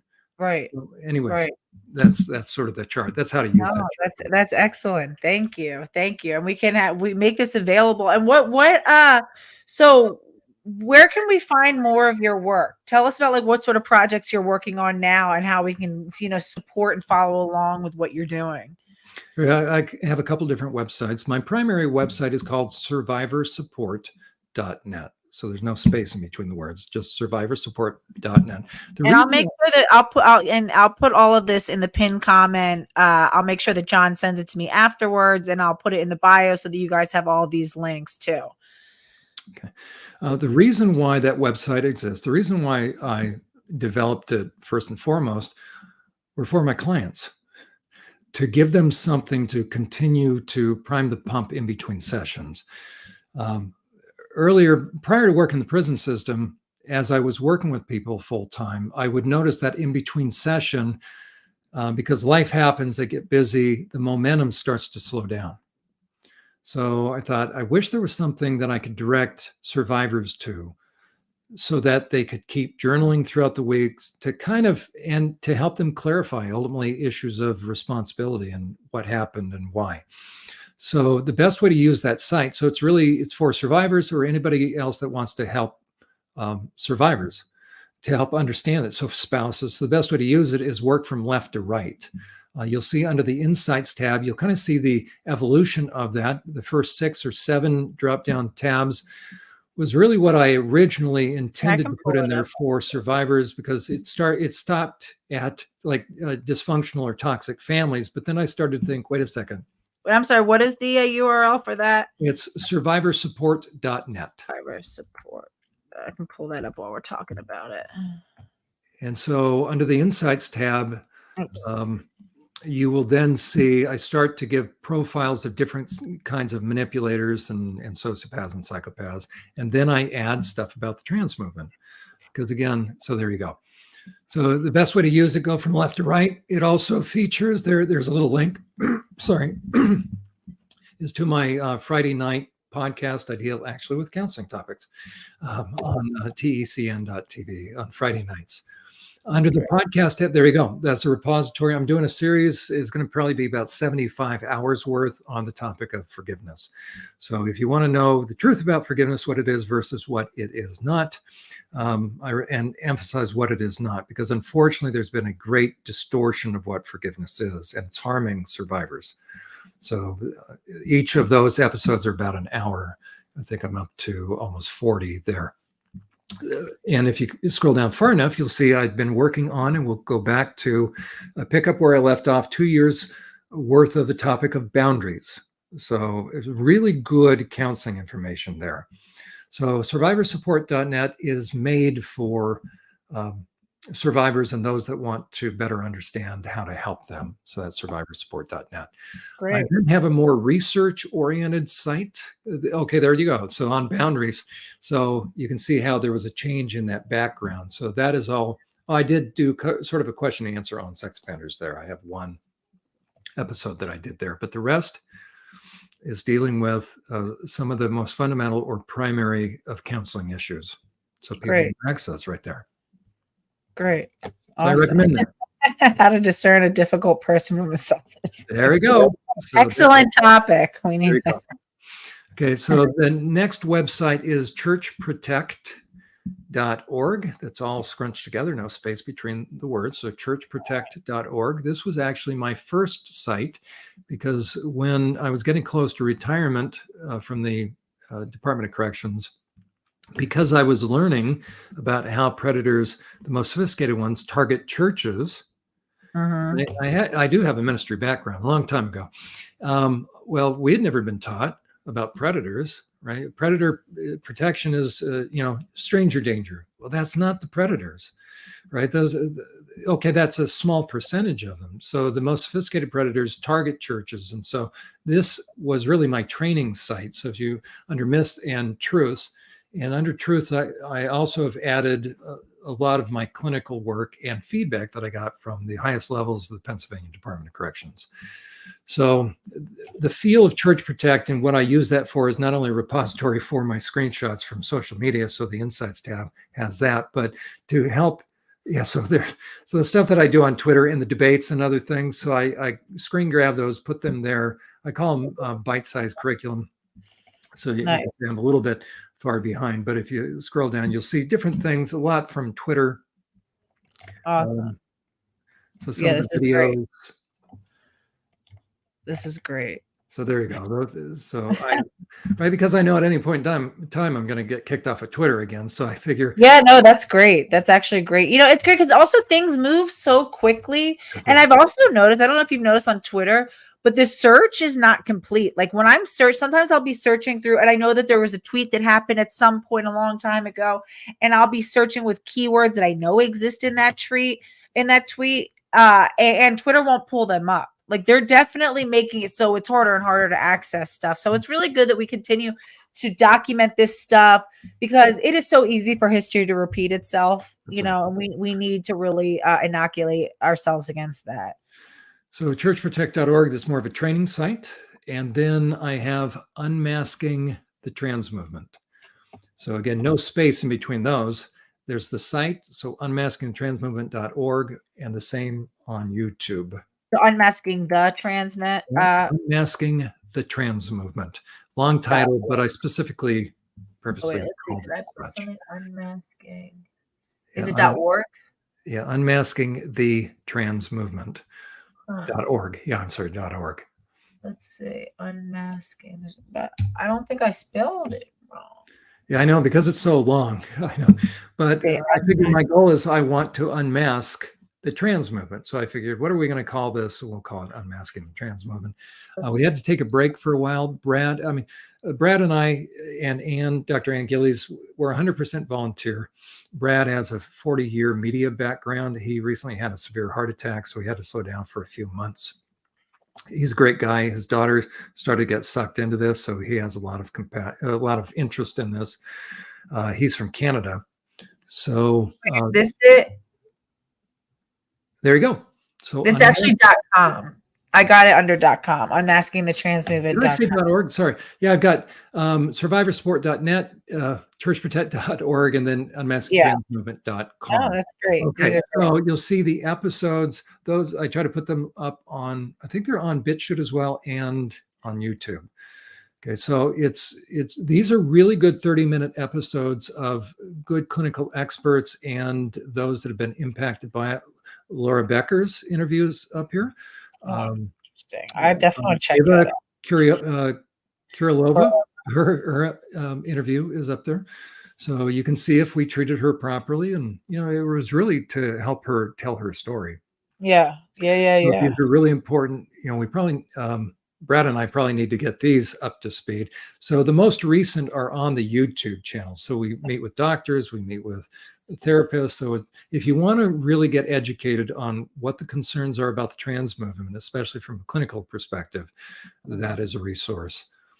The third, or I guess the fourth thing is my blog that is survivorsupport.us. I haven't been able to add to it in a while just because I've been so busy, but the blog posts are really good in my estimation. We've got a couple dealing with the trans movement, but then a lot about predators, about profiles of sexual predators. What are the indicators that a guy is a sexual predator? Kind of one and the same, but a lot of different information about predators. So that's survivorsupport.us. Trying to pull that one up. That's the blog. So again, these are all just for public service, just education. Yeah. We don't have financial, I never monetize anything I do. I probably should, but I just want to get it out there. I always try to make sure to, bring that up to people because I feel like I just plug themselves. That's it.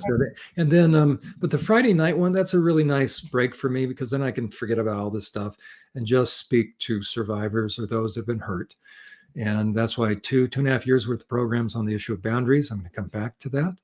But then while I was dealing with that subject, of course, I have to talk about, or at some point in time, when you put boundaries up, right, somebody's going to say, well, you're not being very nice. You're not being very forgiving. So I thought it's high time. I have to deal with that topic. So I'm being very methodical. There will be a total of somewhere between 50 and 70 episodes. I'm going to turn it into a book. I'm going to be so bold as to say it's going to be the final answer on what forgiveness is versus is not. And I'll give you a hint. You don't have to forgive someone who is not sorry. Okay. Bottom line. And I prove it. And so spend your time very methodically because that myth is pushed in churches, in counseling offices. And I've been called heretics now by pastors, but I noticed no pastors. The more parts, I just published episode 28. Okay, there's going to be a total, I'm thinking probably now about 70. I've got about 15 yet to put up in post-production. I'm just really unpacking it just item by item because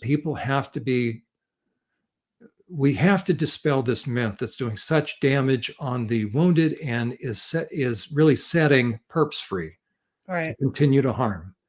And it's forgiving somebody is not letting your boundaries down to them. It's not welcoming them back in. You're giving them space again. So any survivor, I would strongly recommend give yourself permission to just start to go, podcast by podcast and listen to that. Awesome. Excellent. Great. Thank you. This was phenomenal. Really one of the most, I feel like, electrocharged interviews I've had.